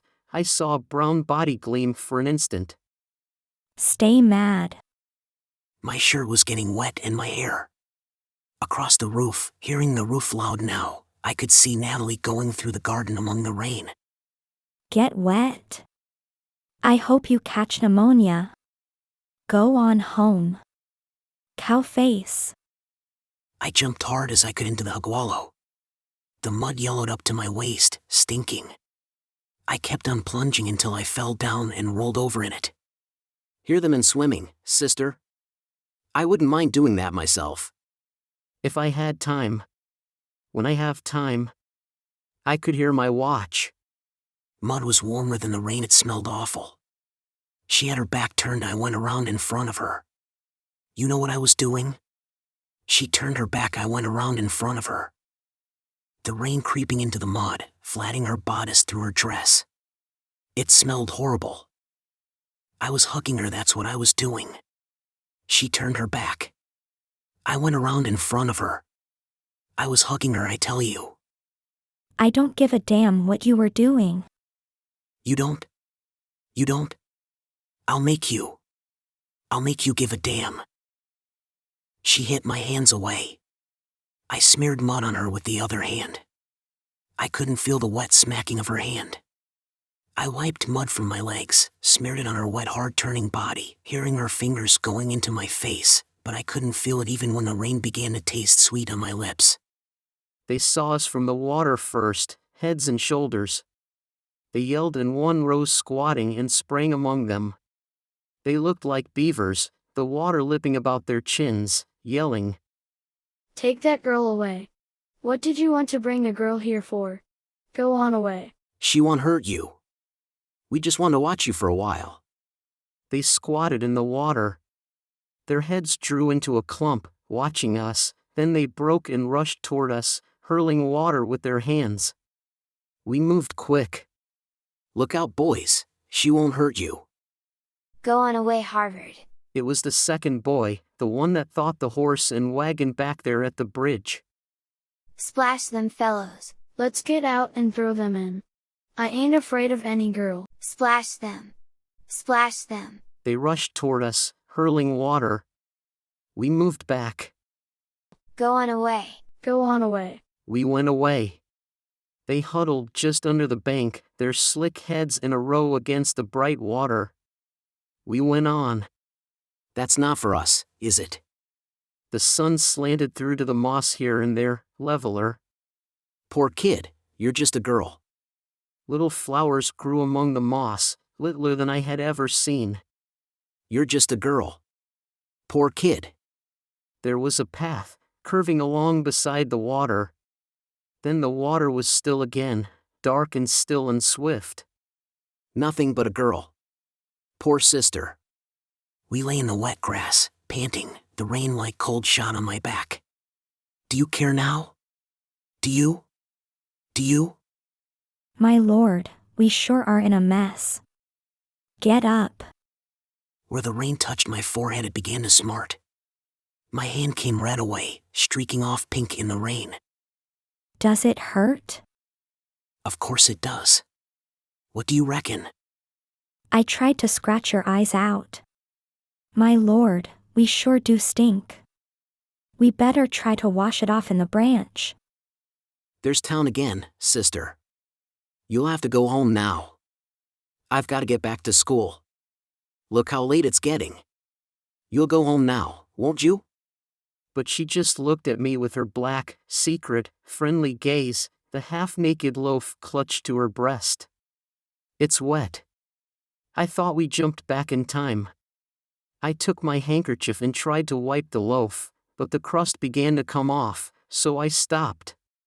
We'll just have to let it dry itself. Hold it like this. She held it like that. It looked kind of like rats had been eating it now. And the water building and building up, the squatting back, the sloughed mud stinking surface ward, pocking the pattering surface like grease on a hot stove. I told you I'd make you. I don't give a goddamn what you do. Then we heard the running and we stopped and looked back and saw him coming up the path running, the level shadows flicking upon his legs. He's in a hurry. Weed. Then I saw another man, an oldish man running heavily, clutching a stick, and a boy naked from the waist up, clutching his pants as he ran.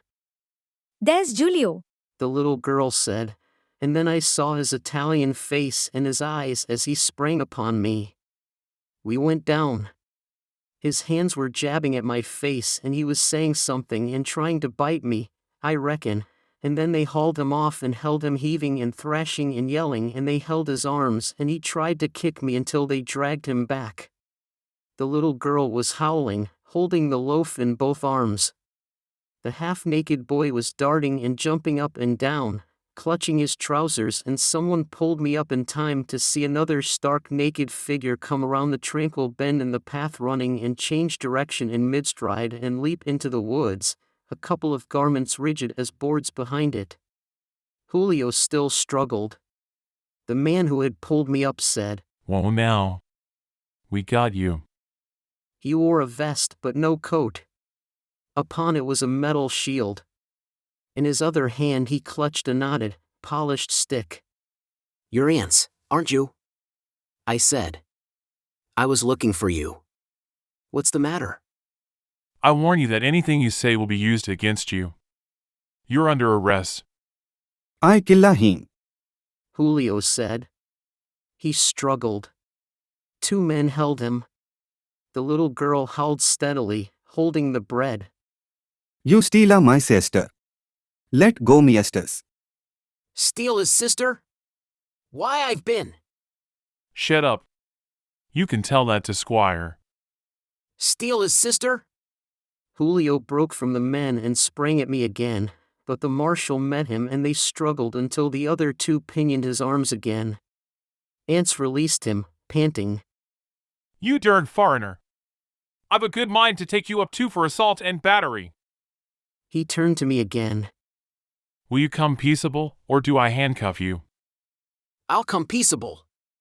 Anything, just so I can find someone, do something with, stole his sister, I said. Stole his. I've warned you. He aims to charge you with meditated criminal assault. Here, you, make that gal shut up that noise. Oh, I said. Then I began to laugh. 2 more boys with plastered heads and round eyes came out of the bushes, buttoning shirts that had already dampened onto their shoulders and arms, and I tried to stop the laughter, but I couldn't. Watch him, Ants. He's crazy, I believe. Ah. After qua. I said, it'll stop in a minute. The other time it said, ah. Ah. Ah. I said, laughing. Let me sit down a while. I sat down, they watching me, and the little girl with her streaked face and the gnawed-looking loaf, and the water swift and peaceful below the path. After a while the laughter ran out. But my throat wouldn't quit trying to laugh, like retching after your stomach is empty.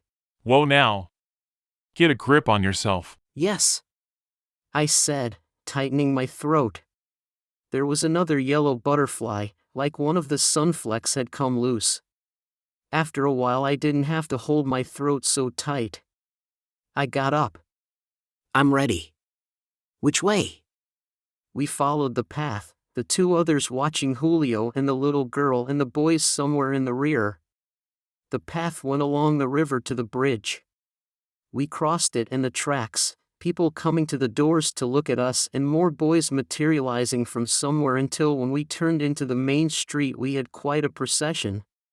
Before the drugstore stood an auto, a big one, but I didn't recognize them until Mrs. Bland said, "Why Quentin? Quentin Compson." Good afternoon, I said, raising my hat. I'm under arrest. I'm sorry I didn't get your note. Did Shreve tell you? Under arrest? Excuse me, he said. He heaved himself up and climbed over their feet and got out. He had on a pair of my flannel pants, like a glove. I didn't remember forgetting them.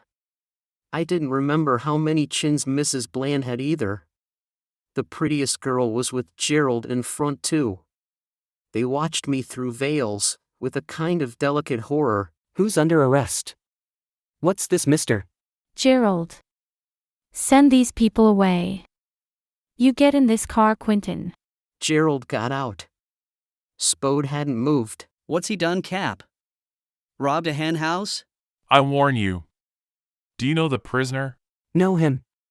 Look here. Then you can come along to the Squire's. You're obstructing justice. Come along. He shook my arm.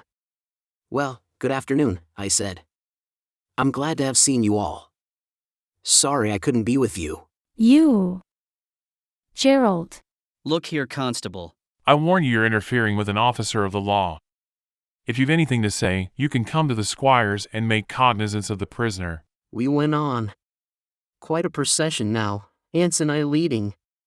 I could hear them telling them what it was, and Spode asking questions, and then Julio said something violently in Italian and I looked back and saw the little girl standing at the curb, looking at me with her friendly, inscrutable regard. Get on home. Julio shouted at her. I beat hell out of you.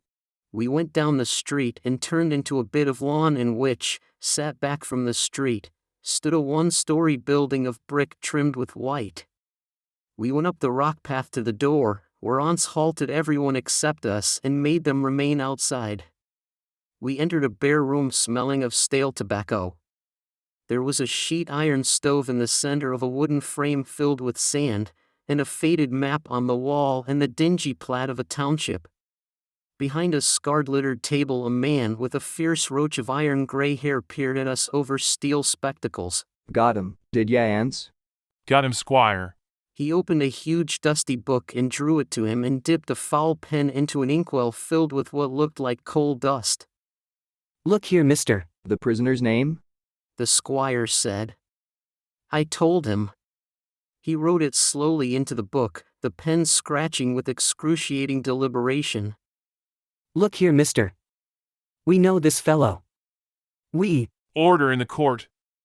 Shut up, Bud. Let him do it his way. He's going to anyhow. Age? The squire said. I told him. He wrote that, his mouth moving as he wrote. Occupation? I told him. Harvard student, hey? He said. He looked up at me, bowing his neck a little to see over the spectacles. His eyes were clear and cold, like a goat's. What are you up to, coming out here kidnapping children? They're crazy, Squire. Whoever says this boy's kidnapping. Julio moved violently. Crazy. Don't I catch a hen, eh? Don't I see with my own eyes? You're a liar. You never. Order. Order! Hans said, raising his voice. You fellers shut up. If they don't stay quiet, turn 'em out, Ants. They got quiet. The squire looked at Shreve, then at Spode, then at Gerald. You know this young man? He said to Spode. Yes, Your Honor. He's just a country boy in school up there. He don't mean any harm. I think the marshal'll find it's a mistake. His father's a congregational minister. What was you doing, exactly? I told him, he watching me with his cold, pale eyes. How about it, Ants? Might have been. Them dern foreigners. I American. Gotta da pape. Where's the gal? He sent her home. Was she scared or anything? Not till Julio there jumped on the prisoner. They were just walking along the river path, towards town. Some boys swimming told us which way they went. It's a mistake, Squire. Children and dogs are always taking up with him like that. He can't help it. The squire said.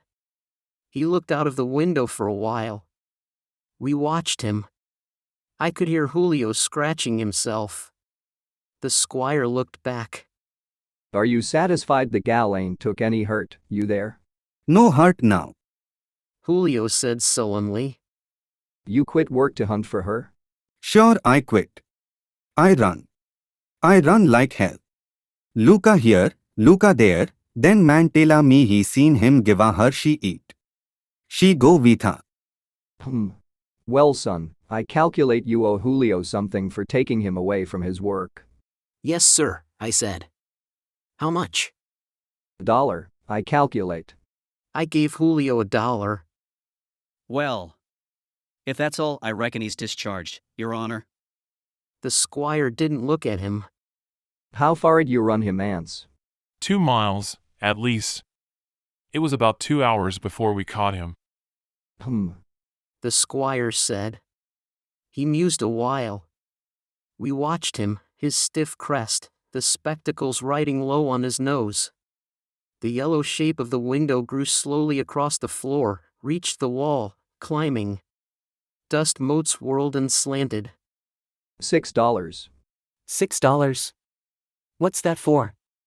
$6. the squire said. He looked at Shreve a moment, then at me again. Look here. Shut up. Give it to him, bud, and let's get out of here. The ladies are waiting for us. You got $6? Yes, I said. I gave him $6. Case dismissed. You get a receipt. You get a signed receipt for that money. The squire looked at Shreve mildly. Case dismissed. He said without raising his voice. I'll be damned. Come on here. Spode said, taking his arm. Good afternoon, Judge. Much obliged. As we passed out the door, Julio's voice rose again, violent, then ceased. Spode was looking at me, his brown eyes quizzical, a little cold. Well, bud, I reckon you'll do your girl chasing in Boston after this. You damned fool. What the hell do you mean anyway, straggling off here, fooling with these damn foreign folk? Come on. They must be getting impatient. Mrs. Bland was talking to them. They were Miss Holmes and Miss Dangerfield, and they quit listening to her and looked at me again with that delicate and curious horror, their veils turned back upon their little white noses and their eyes fleeing and mysterious beneath the veils. Quentin Compson. What would your mother say?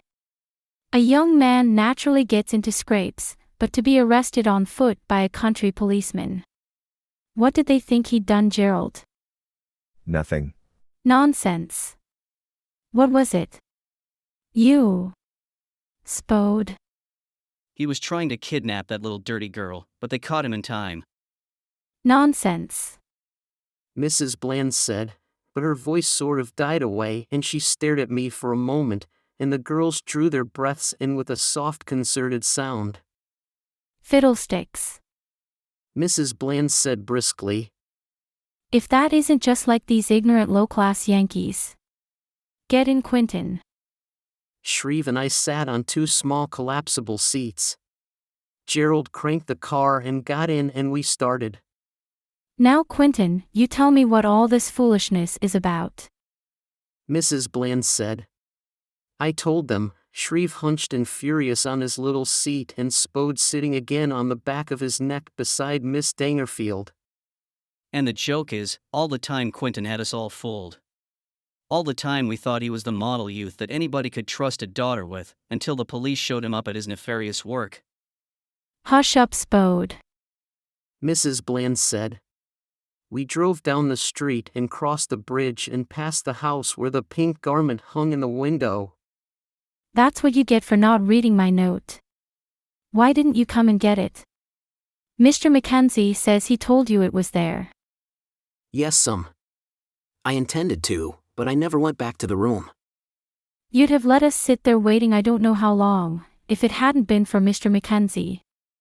When he said you hadn't come back, that left an extra place, so we asked him to come. We're very glad to have you anyway, Mr. Mackenzie. Shreve said nothing. His arms were folded and he glared straight ahead past Gerald's cap. It was a cap for motoring in England.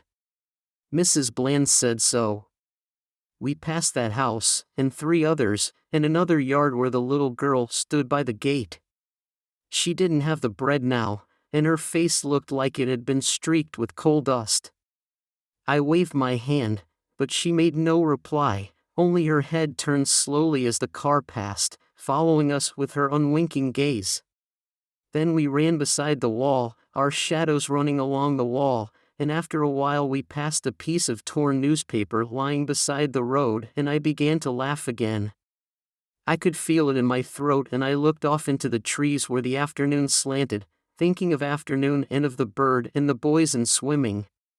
But still I couldn't stop it, and then I knew that if I tried too hard to stop it I'd be crying, and I thought about how I'd thought about I could not be a virgin, with so many of them walking along in the shadows and whispering with their soft girl voices lingering in the shadowy places and the words coming out and perfume and eyes you could feel not see, but if it was that simple to do it wouldn't be anything, and if it wasn't anything, what was I? And then Mrs. Bland said, Quentin. Is he sick, Mr. Mackenzie? And then Shreve's fat hand touched my knee and Spode began talking and I quit trying to stop it. If that hamper is in his way, Mr. Mackenzie, move it over on your side. I brought a hamper of wine because I think young gentlemen should drink wine, although my father, Gerald's grandfather. Ever do that? Have you ever done that? In the gray darkness, a little light, her hands locked about. They do, when they can get it. Hey, Shreve. Her knees, her face looking at the sky. The smell of honeysuckle upon her face and throat. Beer too. His hand touched my knee again. I moved my knee again. Like a thin wash of lilac-colored paint, talking about and bringing. You're not a gentleman. In between us, until the shape of her blurred, not with dark. No. I'm Canadian. Talking about him. The oar blades winking him along. Winking, the cap made for motoring in England. And all time rushing beneath, and they two blurred within the other forevermore. He had been in the army, had killed men. I adore Canada. I think it's marvelous. Did you ever drink perfume? With one hand he could lift her to his shoulder and run with her running.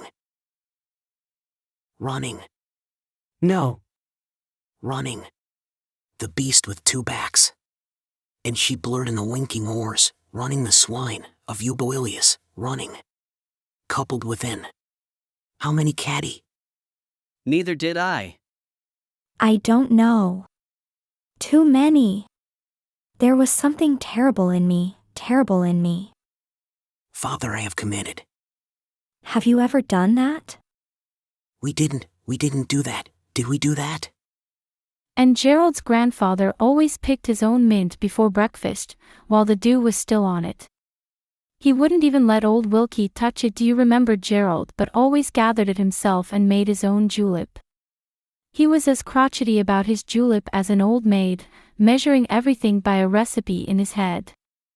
There was only one man he ever gave that recipe to, that was. We did? How can you not know it? If you'll just wait, I'll tell you how it was. It was a crime. We did a terrible crime. It cannot be hid. You think it can, but wait. Poor Quentin. You've never done that, have you? And I'll tell you how it was. I'll tell Father. Then it'll have to be because you love Father. Then we'll have to go away. Amid the pointing and the horror, the clean flame. I'll make you say we did. I'm stronger than you. I'll make you know we did. You thought it was them, but it was me. Listen, I fooled you all the time. It was me. You thought I was in the house with that damn honeysuckle. Trying not to think. The swing, the cedars, the secret surges, the breathing, locked, drinking the wild breath, the... Yes. Yes. Yes? Yes. Never begot to drink wine himself, but he always said that a hamper. What book did you read that in the one where Gerald's rowing suit of wine was a necessary part of any gentleman's picnic basket? Did you love them? Caddy, did you love them? When they touched me, I died. 1 minute she was standing there, the next he was yelling and pulling at her dress.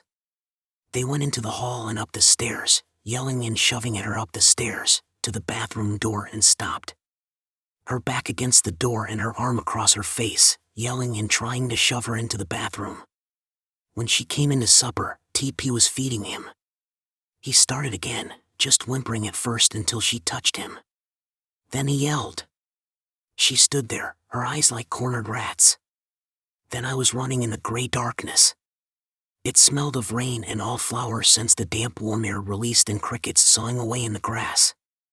Pacing me with a small traveling island of silence. Fancy watched me across the fence, blotchy like a quilt on a line. I thought, damn that boy. He forgot to feed her again. I ran down the hill in that vacuum of crickets, like a breath traveling across a mirror. She was lying in the water, her head on the sand spit, the water flowing about her hips. There was a little more light in the water, her skirt half saturated flopped along her flanks to the waters. Motion and heavy ripples going nowhere renewed themselves of their own movement. I stood on the bank. I could smell the honeysuckle on the water gap. The air seemed to drizzle with honeysuckle. And with the rasping of crickets, a substance you could feel in the flesh. Is Benji still crying? I don't know. Yes? I don't know. Poor Benji. I sat down on the bank. The grass was damp a little. Then I found my shoes wet. Get out of that water. Are you crazy? But she didn't move. Her face was a white blur, framed out of the blur of the sand by her hair. Get out now. She sat up. Then she rose, her skirt flopped against her, draining. She climbed the bank, her clothes flopping, sat down. Why don't you wring it out? Do you want to catch cold? Yes. The water sucked and gurgled across the sand spit. And on in the dark among the willows, across the shallow, the water rippled like a piece of cloth holding still, a little light, as water does. He's crossed all the oceans all around the world. Then she talked about him clasping her wet knees, her face tilted back in the gray light. The smell of honeysuckle. There was a light in Mother's room and in Benji's where TP was putting him to bed. Do you love him? Her hand came out. I didn't move. It fumbled down my arm and she held my hand flat against her chest, her heart thudding. No, no. Did he make you then? He made you do it. Let him, he was stronger than you. And tomorrow I'll kill him. I swear I will. Father needn't know until afterward, and then you and nobody need ever know. We can take my school money. We can cancel my matriculation. Caddy, you hate him, don't you? Don't you? She held my hand against her chest, her heart thudding. I turned and caught her arm. Caddy, you hate him, don't you? She moved my hand up against her throat. Her heart was hammering there. Poor Quentin. Her face looked at the sky. It was low, so low that all smells and sounds of night seemed to have been crowded down, like under a slack tent. Especially the honeysuckle. It had got into my breathing. It was on her face and throat like paint. Her blood pounded against my hand. I was leaning on my other arm. It began to jerk and jump, and I had to pant to get any air at all out of that thick, gray honeysuckle. Yes. I hate him. I would die for him. I've already died for him. I die for him over and over again every time this goes. When I lifted my hand, I could still feel crisscross twigs and grass burning into the palm. Poor Quentin. She leaned back on her arms, her hands locked about her knees. You've never done that, have you? What? Done what? That what I have. What I did. Yes. Yes. Lots of times, with lots of girls. Then I was crying, her hand touched me again, and I was crying against her damp blouse. Then, she lying on her back looking past my head into the sky. I could see a rim of white under her irises. I opened my knife. Do you remember the day Damity died? When you sat down in the water in your drawers? Yes. I held the point of the knife at her throat. It won't take but a second. Just a second. Then I can do mine. I can do mine then. All right. Can you do yours by yourself? Yes, the blade's long enough. Benji's in bed by now. Yes. It won't take but a second. I'll try not to hurt. All right. Will you close your eyes? No, like this. You'll have to push it harder. Touch your hand to it. But she didn't move.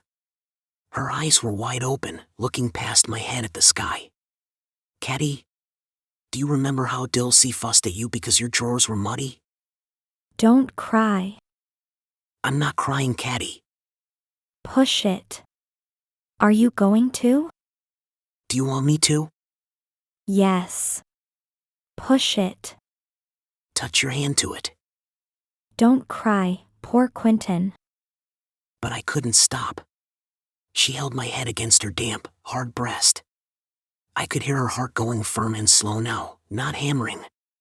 And the water gurgling among the willows in the dark, and waves of honeysuckle coming up the air. My arm and shoulder were twisted under me. What is it? What are you doing? Her muscles gathered. I sat up. It's my knife. I dropped it. She sat up. What time is it? I don't know. She rose to her feet. I fumbled along the ground. I'm going, let it go.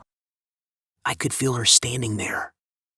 I could smell her damp clothes, feeling her there. It's right here somewhere. Let it go. You can find it tomorrow. Come on. Wait a minute. I'll find it. Are you afraid to? Here it is, it was right here. All the time. Was it? Come on. I got up and followed. We went up the hill, the crickets hushing before us. It's funny how you can sit down and drop something and have to hunt all around for it. The gray.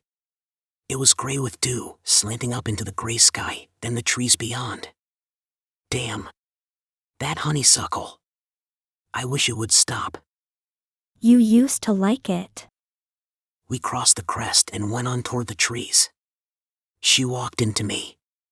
She gave over a little. The ditch was a black scar on the gray grass. She walked into me again. She looked at me and gave over. We reached the ditch. Let's go this way. What for? Let's see if you can still see Nancy's bones. I haven't thought to look in a long time. Have you? It was matted with vines and briars dark. They were right here. You can't tell whether you see them or not, can you? Stop, Quentin. Come on. The ditch narrowed, closed. She turned toward the trees. Stop, Quentin. Caddy. I got in front of her again. Caddy. Stop it. I held her. I'm stronger than you. She was motionless, hard, unyielding, but still. I want fight. Stop. You'd better stop. Caddy. Don't. Caddy. It won't do any good. Don't you know it won't? Let me go. The honeysuckle drizzled and drizzled. I could hear the crickets watching us in a circle. She moved back, went around me on toward the trees. You go on back to the house. You needn't come. I went on. You go on back to the house. You needn't come. I went on. Why don't you go on back to the house? Damn that honeysuckle. We reached the fence. She crawled through. I crawled through. When I rose from stooping, he was coming out of the trees into the gray toward us, coming toward us, tall and flat and still. Even moving like he was still, she went to him. This is Quentin. I'm wet. I'm wet all over. You don't have to if you don't want to. They're shadows. One shadow, her head, rose. It was above us on the sky, higher their two heads. You don't have to if you don't want to. Then not two heads. The darkness smelled of rain, of damp grass, and leaves. The gray light drizzling like rain, the honeysuckle coming up in damp waves. I could see her face, a blur against his shoulder. He held her in one arm like she was no bigger than a child. He extended his hand. Glad to know you. We shook hands. Then we stood there, her shadow high against his shadow. One shadow.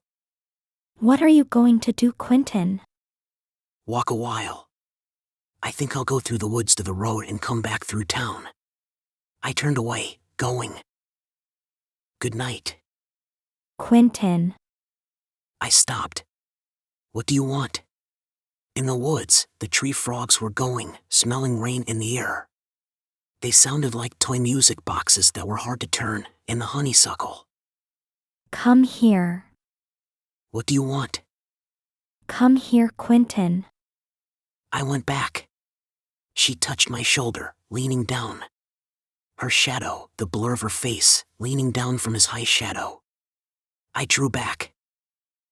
Look out. You go on home. I'm not sleepy. I'm going to take a walk. Wait for me at the branch. I'm going for a walk. I'll be there soon. Wait for me. You wait. No. I'm going through the woods. I didn't look back. The tree frogs didn't pay me any mind. The gray light, like moss in the trees, drizzling, but still it wouldn't rain. After a while, I turned, went back to the edge of the woods. As soon as I got there, I began to smell honeysuckle again. I could see the lights on the courthouse clock and the glare of town, the square on the sky, and the dark willows along the branch, and the light in Mother's windows, the lights still on in Benji's room. And I stooped through the fence and went across the pasture, running. I ran in the gray grass among the crickets, the honeysuckle getting stronger and stronger, and the smell of water. Then I could see the water, the color of gray honeysuckle. I lay down on the bank with my face close to the ground so I couldn't smell the honeysuckle. I couldn't smell it then. And I lay there, feeling the earth going through my clothes, listening to the water. And after a while, I wasn't breathing so hard. And I lay there thinking that if I didn't move my face, I wouldn't have to breathe hard and smell it. And then I wasn't thinking about anything at all. She came along the bank and stopped. I didn't move. It's late. You go on home. What? You go on home. It's late. All right. Her clothes rustled. I didn't move. They stopped rustling. Are you going in like I told you? I didn't hear anything. Caddy? Yes. I will. If you want me to, I will. I sat up. She was sitting on the ground, her hands clasped about her knee. Go onto the house like I told you. Yes. I'll do anything you want me to. Anything. Yes. She didn't even look at me. I caught her shoulder and shook her hard. You shut up. I shook her. You shut up. You shut up. Yes. She lifted her face. Then I saw she wasn't even looking at me at all. I could see that white rim. Get up. I pulled her. She was limp. I lifted her to her feet. Go on now. Was Benji still crying when you left? Go on. We crossed the branch. The roof came in sight, then the windows upstairs. He's asleep now. I had to stop and fasten the gate. She went on in the gray light, the smell of rain. And still it wouldn't rain. And honeysuckle beginning to come from the garden fence. Beginning. She went into the shadow. I could hear her feet then. Caddy. I stopped at the steps. I couldn't hear her feet. Caddy. I heard her feet then. My hand touched her, not warm, not cool, just still her clothes, a little damp still. Do you love him now? Not breathing, except slow like far away breathing. Caddy, do you love him now? I don't know. Outside, the gray light, the shadows of things, like dead things in stagnant water. I wish you were dead. Do you? You coming in now? Are you thinking about him now? I don't know. Tell me what you're thinking about. Tell me. Stop. Stop, Quentin. You shut up. You shut up. You hear me? You shut up. Are you going to shut up? All right, I will stop. We'll make too much noise. I'll kill you. Do you hear? Let's go out to the swing. They'll hear you here. I'm not crying. Do you say I'm crying? No, hush now. We'll wake Benji up. You go on into the house. Go on now. I am. Don't cry. I'm bad anyway. You can't help it. There's a curse on us. It's not our fault. Is it our fault? Hush. Come on and go to bed now. You can't make me. There's a curse on us. Finally, I saw him. He was just going into the barber shop. He looked out. I went on and waited. I've been looking for you 2 or 3 days. You wanted to see me? I'm going to see you. He rolled the cigarette quickly with about 2 motions. He struck the match with his thumb. We can't talk here. Suppose I meet you somewhere? I'll come to your room. Are you at the hotel? No, that's not so good. You know that bridge over the creek in there? Back of. Yes. All right. At 1 o'clock, right? Yes. I turned away. I'm obliged to you. Look. I stopped, looked back. She all right? He looked like he was made out of bronze, his khaki shirt. She need me for anything now? I'll be there at 1. She heard me tell TP to saddle Prince at 1 o'clock. She kept watching me, not eating much. She came too. What are you going to do? Nothing. Can't I go for a ride if I want to? You're going to do something. What is it? None of your business. Whore. TP had Prince at the side door. I won't want him. I'm going to walk. I went down the drive and out the gate. I turned into the lane, then I ran before I reached the bridge. I saw him leaning on the rail, the horse was hitched in the woods. He looked over his shoulder, then he turned his back. He didn't look up until I came onto the bridge and stopped. He had a piece of bark in his hands, breaking pieces from it and dropping them over the rail into the water. I came to tell you to leave town. He broke a piece of bark, deliberately dropped it carefully into the water, watched it float away. I said you must leave town. He looked at me. Did she send you to me? I say you must go. Not my father, not anybody. I say it. Listen. Save this for a while. I want to know if she's all right. Have they been bothering her up there? That's something you don't need to trouble yourself about. Then I heard myself saying, "It'll give you until sundown to leave town."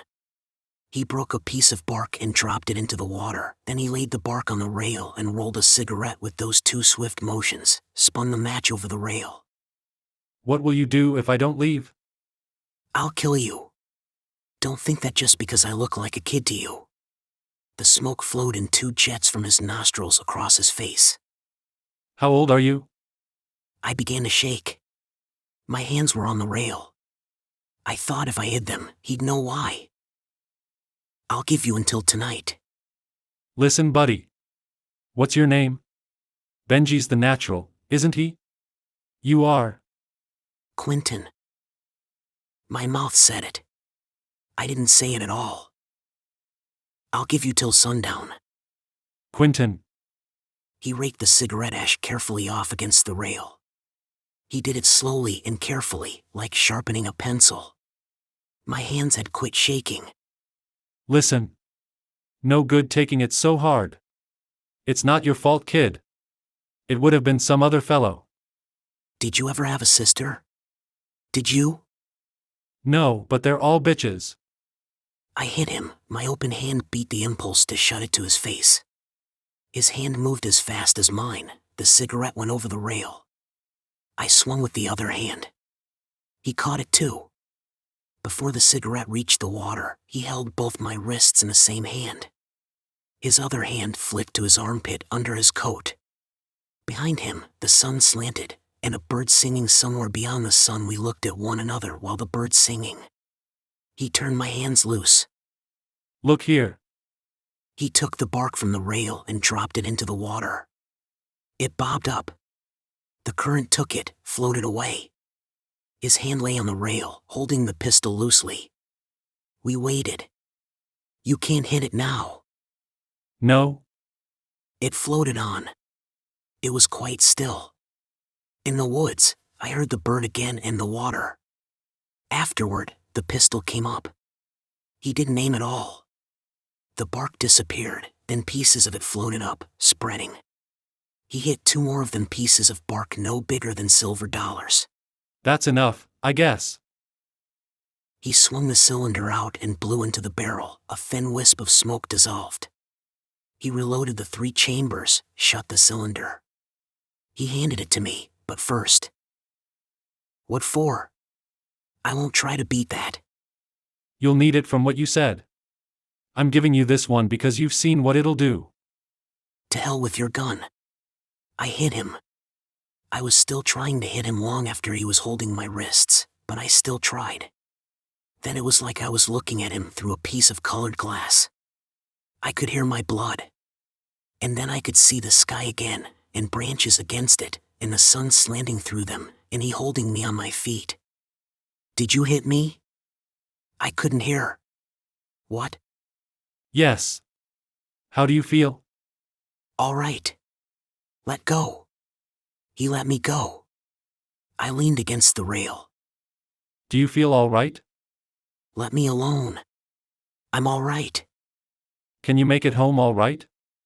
Go on. Let me alone. You'd better not try to walk. Take my horse. No, you go on. You can hang the reins on the pommel and turn him loose. He'll go back to the stable.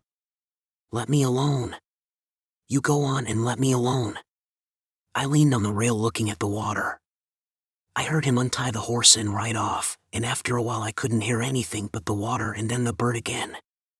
I left the bridge and sat down with my back against the tree, and leaned my head against the tree, and shut my eyes.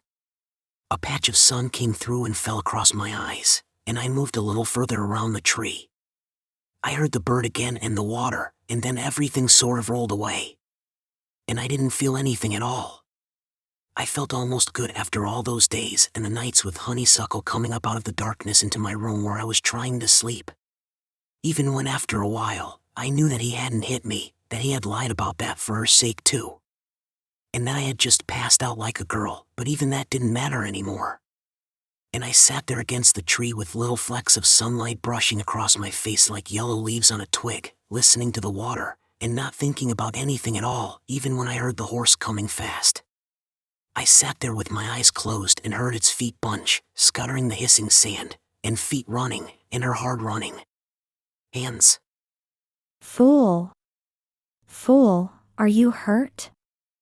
I opened my eyes, her hands running on my face. I didn't know which way until I heard the pistol. I didn't know where. I didn't think, he and you running off, slipping. I didn't think he would have. She held my face between her hands, bumping my head against the tree. Stop. Stop that. I caught her wrists. Quit that. Quit it. I knew he wouldn't. I knew he wouldn't. She tried to bump my head against the tree. I told him never to speak to me again. I told him. She tried to break her wrists free. Let me go. Stop it. I'm stronger than you. Stop it now. Let me go. I've got to catch him and ask let me go, Quentin. Please let me go. Let me go. All at once, she quit. Her wrists went lax. Yes. I can tell him. I can make him believe any time. I can make him. Caddy. She hadn't hitched Prince. He was liable to strike out for home if the notion took him. Any time he will believe me. Do you love him, Caddy? Do I what? She looked at me, then everything emptied out of her eyes, and they looked like the eyes in the statues, blank and unseeing and serene. Put your hand against my throat. She took my hand and held it flat against her throat. Now say his name. Dalton Ames. I felt the first surge of blood there.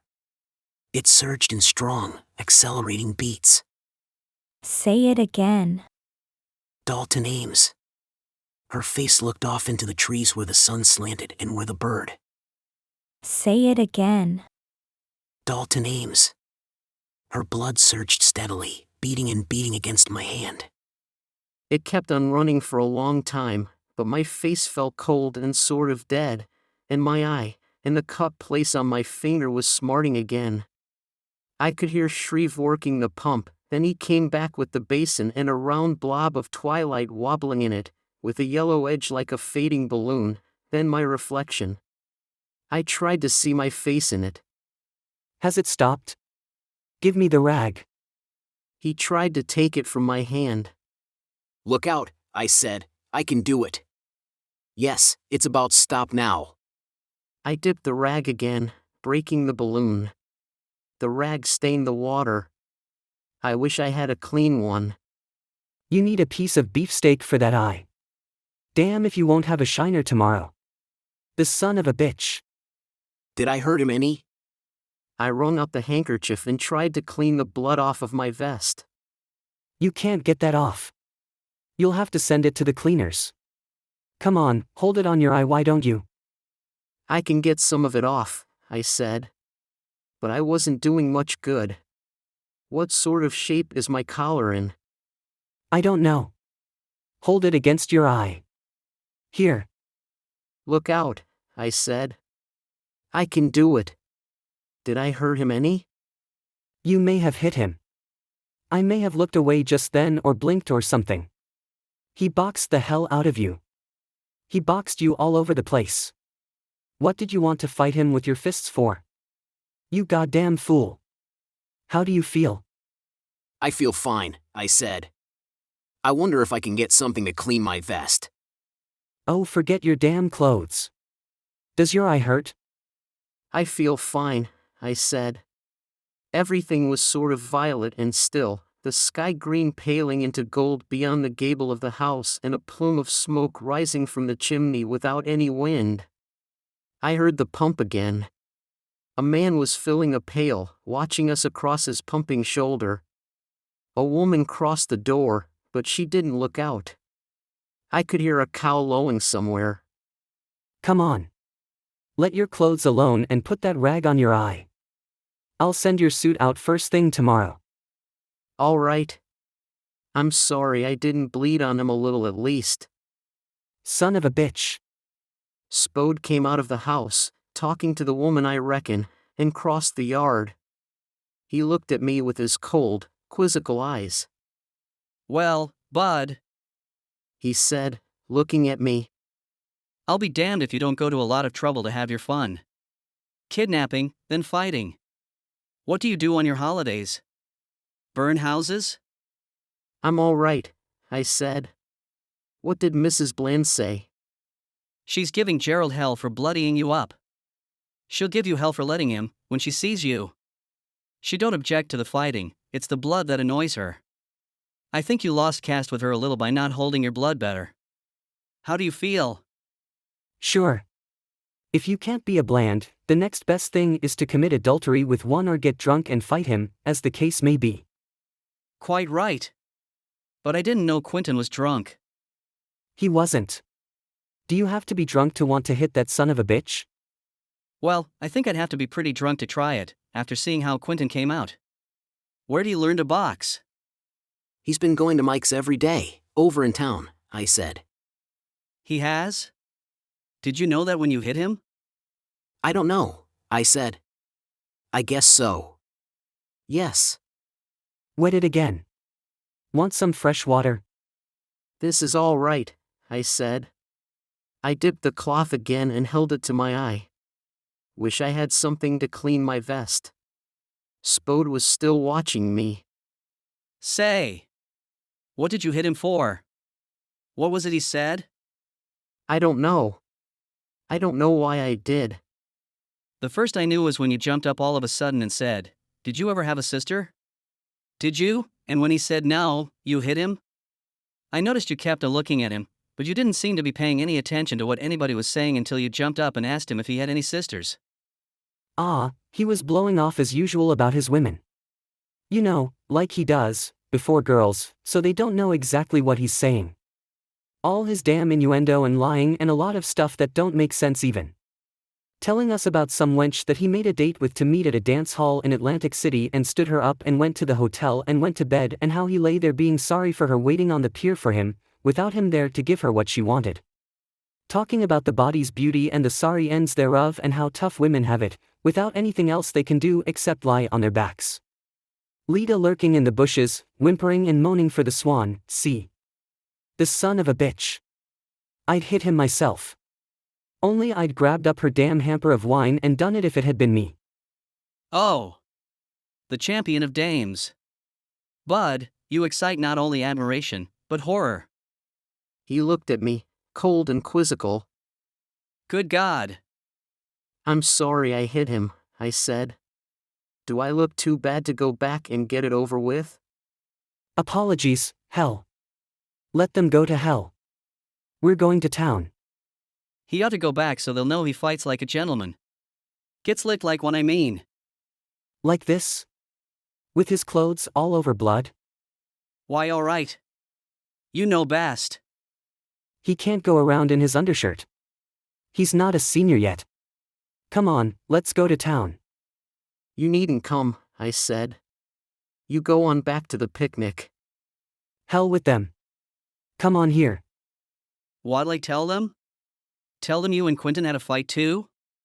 Tell them nothing. Tell her option expired at sunset. Come on, Quentin. I'll ask that woman where the nearest interurban. No, I said, I'm not going back to town. Shreve stopped, looking at me. Turning, his glasses looked like small yellow moons. What are you going to do? I'm not going back to town yet. You go on back to the picnic. Tell them I wouldn't come back because my clothes were spoiled. Look here. What are you up to? Nothing. I'm all right. You and Spode go on back. I'll see you tomorrow. I went on across the yard, toward the road. Do you know where the station is? I'll find it. I'll see you all tomorrow. Tell Mrs. Bland I'm sorry I spoiled her party. They stood watching me. I went around the house. A rock path went down to the road. Roses grew on both sides of the path. I went through the gate, onto the road. It dropped downhill, toward the woods, and I could make out the auto beside the road. I went up the hill. The light increased as I mounted, and before I reached the top I heard a car. It sounded far away across the twilight and I stopped and listened to it. I couldn't make out the auto any longer, but Shreve was standing in the road before the house, looking up the hill. Behind him the yellow light lay like a wash of paint on the roof of the house. I lifted my hand and went on over the hill, listening to the car. Then the house was gone and I stopped in the green and yellow light and heard the car growing louder and louder, until just as it began to die away it ceased altogether. I waited until I heard it start again. Then I went on. As I descended the light dwindled slowly, yet at the same time without altering its quality, as if I and not light were changing, decreasing, though even when the road ran into trees you could have read a newspaper. Pretty soon I came to a lane. I turned into it. It was closer and darker than the road, but when it came out at the trolley stop, another wooden marquee, the light was still unchanged. After the lane it seemed brighter, as though I had walked through night in the lane and come out into morning again. Pretty soon the car came. I got on it, they turning to look at my eye, and found a seat on the left side. The lights were on in the car, so while we ran between trees I couldn't see anything except my own face and a woman across the aisle with a hat sitting right on top of her head, with a broken feather in it. But when we ran out of the trees I could see the twilight again, that quality of light as if time really had stopped for a while, with the sun hanging just under the horizon, And then we passed the marquee where the old man had been eating out of the sack, and the road going on under the twilight, into twilight in the sense of water peaceful and swift beyond. Then the car went on, the draft building steadily up in the open door until it was drawing steadily through the car with the odor of summer and darkness, except honeysuckle. Honeysuckle was the saddest odor of all, I think. I remember lots of them. Wisteria was one. On the rainy days when Mother wasn't feeling quite bad enough to stay away from the windows, we used to play under it. When Mother stayed in bed, Dilsey would put old clothes on us and let us go out in the rain because she said rain never hurt young folks. But if Mother was up, we always began by playing on the porch until she said we were making too much noise, then we went out and played under the wisteria frame. This was where I saw the river for the last time this morning, about here. I could feel water beyond the twilight smell. When it bloomed in the spring and it rained, the smell was everywhere. You didn't notice it so much at other times, but when it rained the smell began to come into the house at twilight. Either it would rain more at twilight or there was something in the light itself, but it always smelled strongest then until I would lie in bed thinking, when will it stop? When will it stop? The draft in the door smelled of water, a damp steady breath. Sometimes I could put myself to sleep saying that over and over until after the honeysuckle got all mixed up in it the whole thing came to symbolize night and unrest. I seemed to be lying neither asleep nor awake, looking down a long corridor of gray half-light where all stable things had become shadowy, paradoxical. All I had done. Shadows. All I had felt, suffered, taking visible form. Antic and perverse, mocking without relevance, inherit themselves with the denial of the significance they should have affirmed. Thinking I was not, who was not who. I could smell the curves of the river beyond the dusk, and I saw the last light supine and tranquil upon tide flats like pieces of broken mirror. Then beyond them, lights began in the pale clear air, trembling a little like butterflies hovering a long way off. Benjamin, the child of. How he used to sit before that mirror. Refuge unfailing in which conflict tempered, silenced, reconciled. Benjamin, the child of mine old age held hostage into Egypt. Oh, Benjamin. Dilsey said it was because Mother was too proud for him. They come into white people's lives like that in sudden sharp black trickles that isolate white facts for an instant in unarguable truth like under a microscope. The rest of the time, just voices that laugh when you see nothing to laugh at, tears when no reason for tears. They will bet on the odd or even number of mourners at a funeral. A brothel full of them in Memphis went into a religious trance, ran naked into the street. It took 3 policemen to subdue one of them. Yes, Jesus, oh good man, Jesus, oh that good man. The car stopped. I got out, with them looking at my eye. When the trolley came it was full. I stopped on the back platform. Seats up front, the conductor said. I looked into the car. There were no seats on the left side. I'm not going far, I said. I'll just stand here. We crossed the river.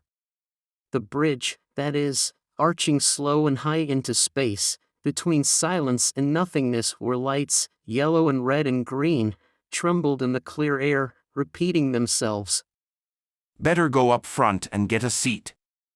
I get off pretty soon, I said. A couple of blocks. I got off before we reached the post office. They'd all be sitting around somewhere by now though, and then I was hearing my watch and I began to listen for the chimes and I touched Shreve's letter through my coat, the bitten shadows of the elms flowing upon my hand. And then as I turned into the quad the chimes did begin and I went on while the notes came up like ripples on a pool and passed me and went on, saying 1/4 to what? All right. 1/4 to what? Our windows were dark. The entrance was empty.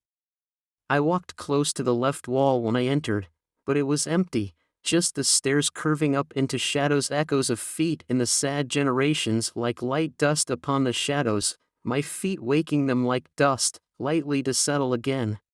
I could see the letter before I turned the light on, propped against a book on the table so I would see it. Calling him my husband. And then Spode said they were going somewhere, would not be back until late, and Mrs. Bland would need another cavalier. But I would have seen him, and he cannot get another car for an hour because after 6 o'clock. I took out my watch and listened to it clicking away, not knowing it couldn't even lie. Then I laid it face up on the table and took Mrs. Bland's letter and tore it across and dropped the pieces into the waste basket and took off my coat, vest, collar, tie and shirt. The tie was spoiled too, but then black folk. Maybe a pattern of blood he could call that the one Christ was wearing.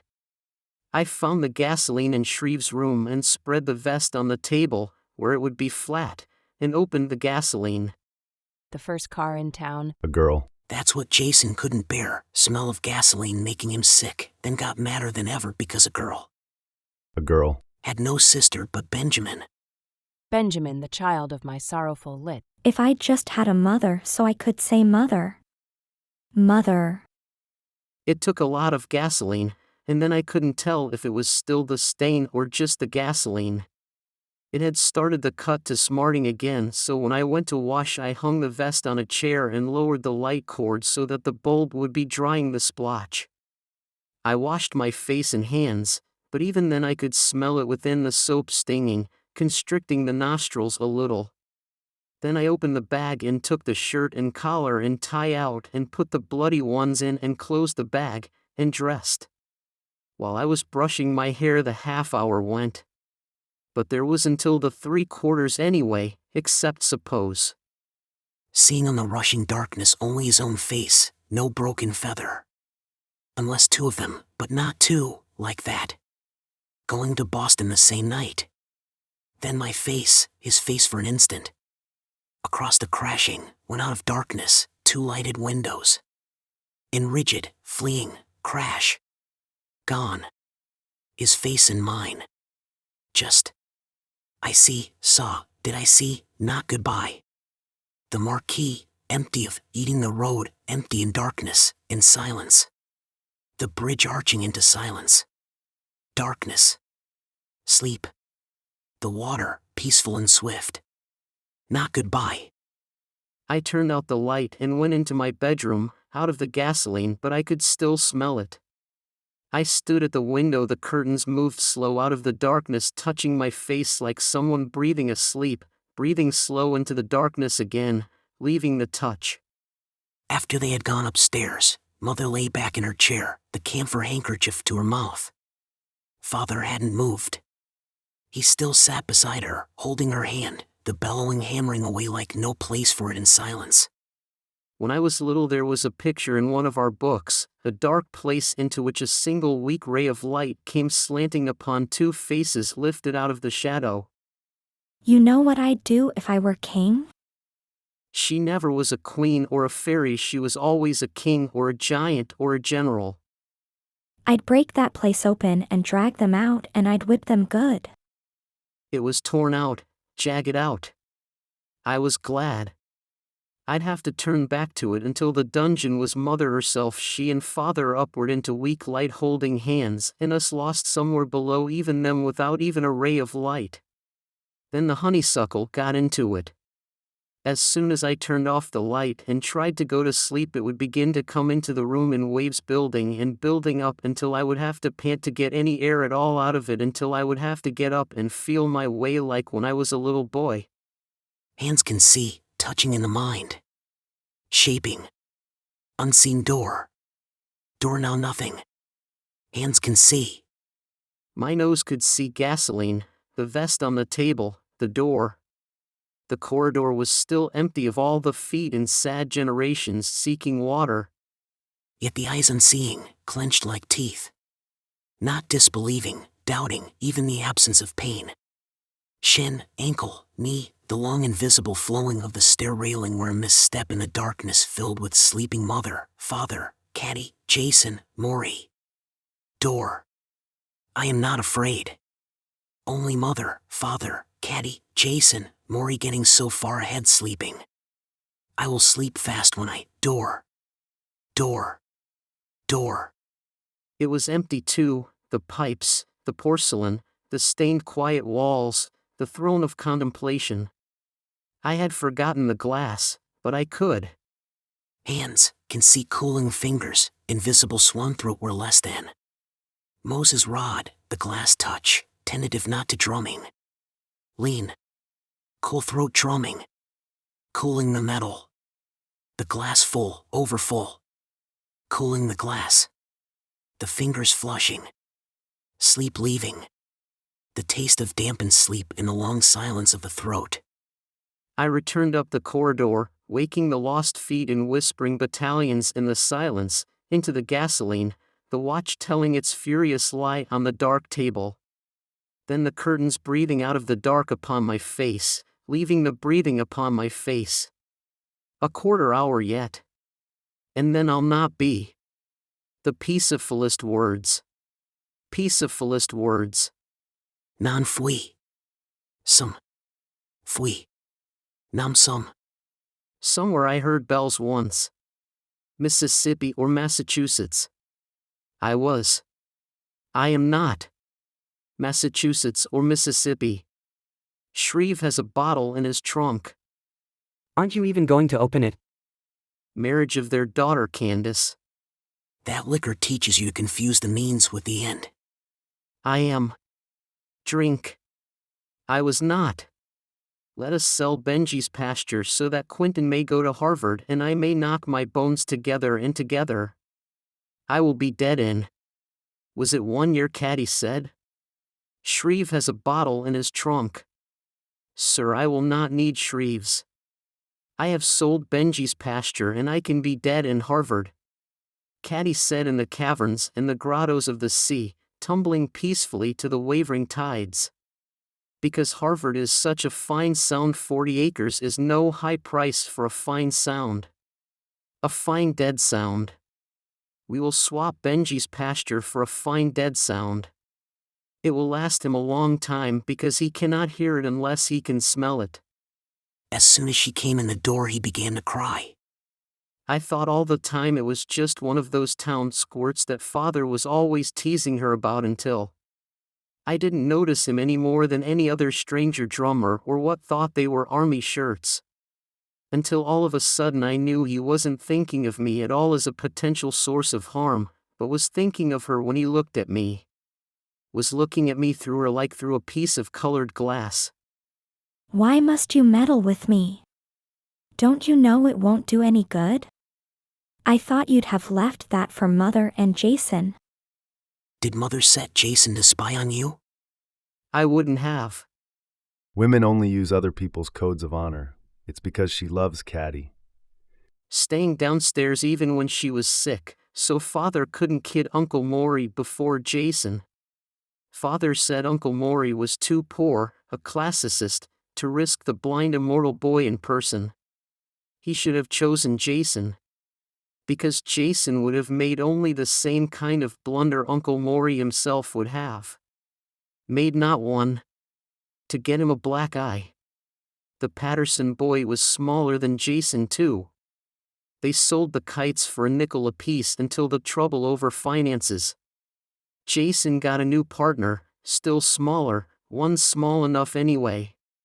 Because TP said Jason, still treasurer. But father said, why should Uncle Maury work if he, father, could support 5 or 6 black servants that did nothing at all but sit with their feet in the oven? He certainly could board and lodge Uncle Maury now and then and lend him a little money. Who kept his father's belief in the celestial derivation of his own species at such a fine heat? Then Mother would cry and say that father believed his people were better than hers, that he was ridiculing Uncle Maury to teach us the same thing. She couldn't see that father was teaching us that all men are just accumulations, dolls stuffed with sawdust swept up from the trash heaps where all previous dolls had been thrown away.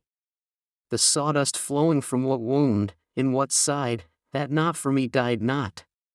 It used to be, I thought of death as a man something like grandfather, a friend of his. A kind of private and particular friend, like we used to think of grandfather's desk. Not to touch it, not even to talk loud in the room where it was. I always thought of them as being together somewhere, all the time, waiting for old Colonel Sartoris to come down and sit with them. Waiting on a high place beyond cedar trees. Colonel Sartoris was on a still higher place, looking out across at something, and they were waiting for him to get done looking at it and come down.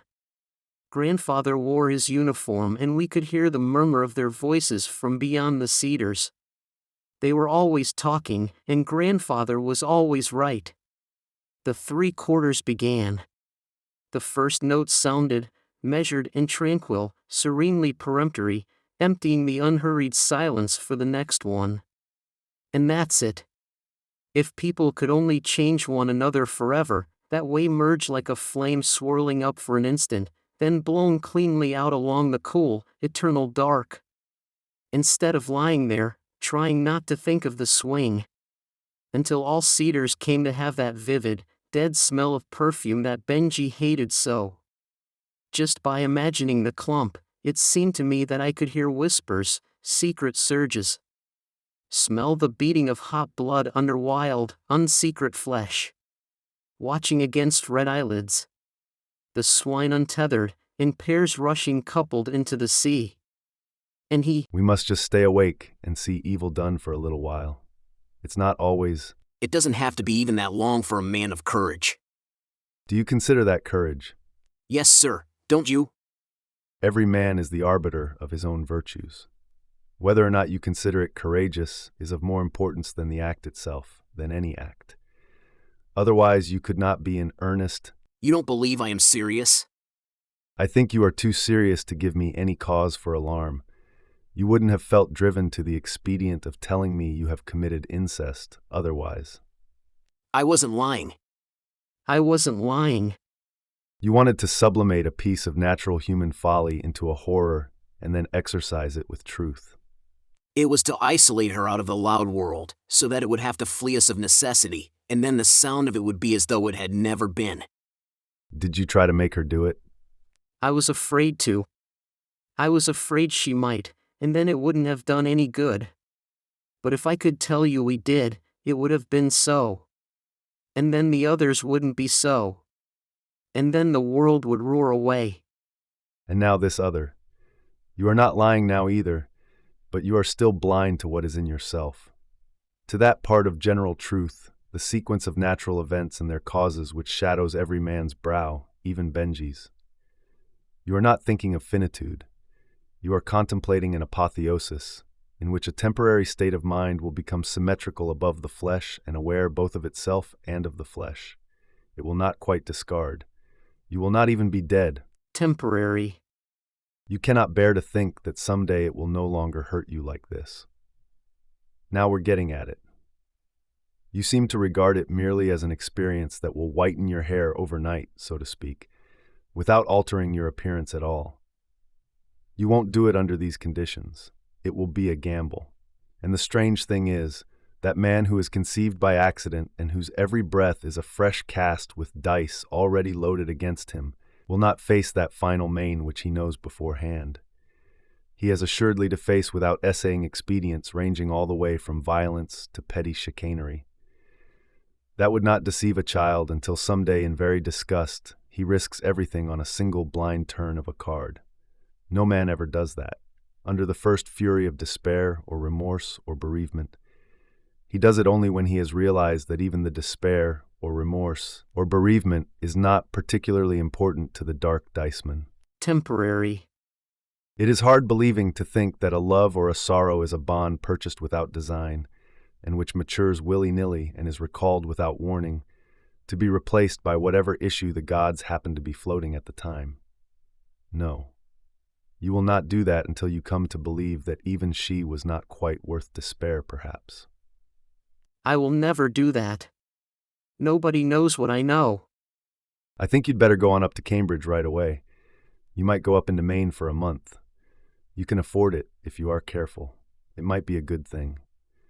Watching pennies has healed more scars than Jesus. I suppose I realize what you believe. I will realize up there next week or next month. Then you will remember that for you to go to Harvard has been your mother's dream since you were born, and no Compson has ever disappointed a lady. Temporary. It will be better for me. For all of us. Every man is the arbiter of his own virtues, but let no man prescribe for another man's well-being. Temporary was the saddest word of all. There is nothing else in the world. It's not despair until time. It's not even time until it was. The last note sounded. At last it stopped vibrating and the darkness was still again. I entered the sitting room and turned on the light. I put my vest on. The gasoline was faint now, barely noticeable, and in the mirror the stain didn't show. Not like my eye did, anyway. I put on my coat. Shreve's letter crackled through the cloth and I took it out and examined the address, and put it in my side pocket. Then I carried the watch into Shreve's room and put it in his drawer and went to my room and got a fresh handkerchief and went to the door and put my hand on the light switch. Then I remembered I hadn't brushed my teeth, so I had to open the bag again. I found my toothbrush and got some of Shreve's paste and went out and brushed my teeth. I squeezed the brush as dry as I could and put it back in the bag and shut it, and went to the door again. Before I snapped the light out, I looked around to see if there was anything else, then I saw that I had forgotten my hat. I'd have to go by the post office and I'd be sure to meet some of them, and they'd think I was a Harvard Square student making like he was a senior. I had forgotten to brush it too, but Shreve had a brush, so I didn't have to open the bag anymore.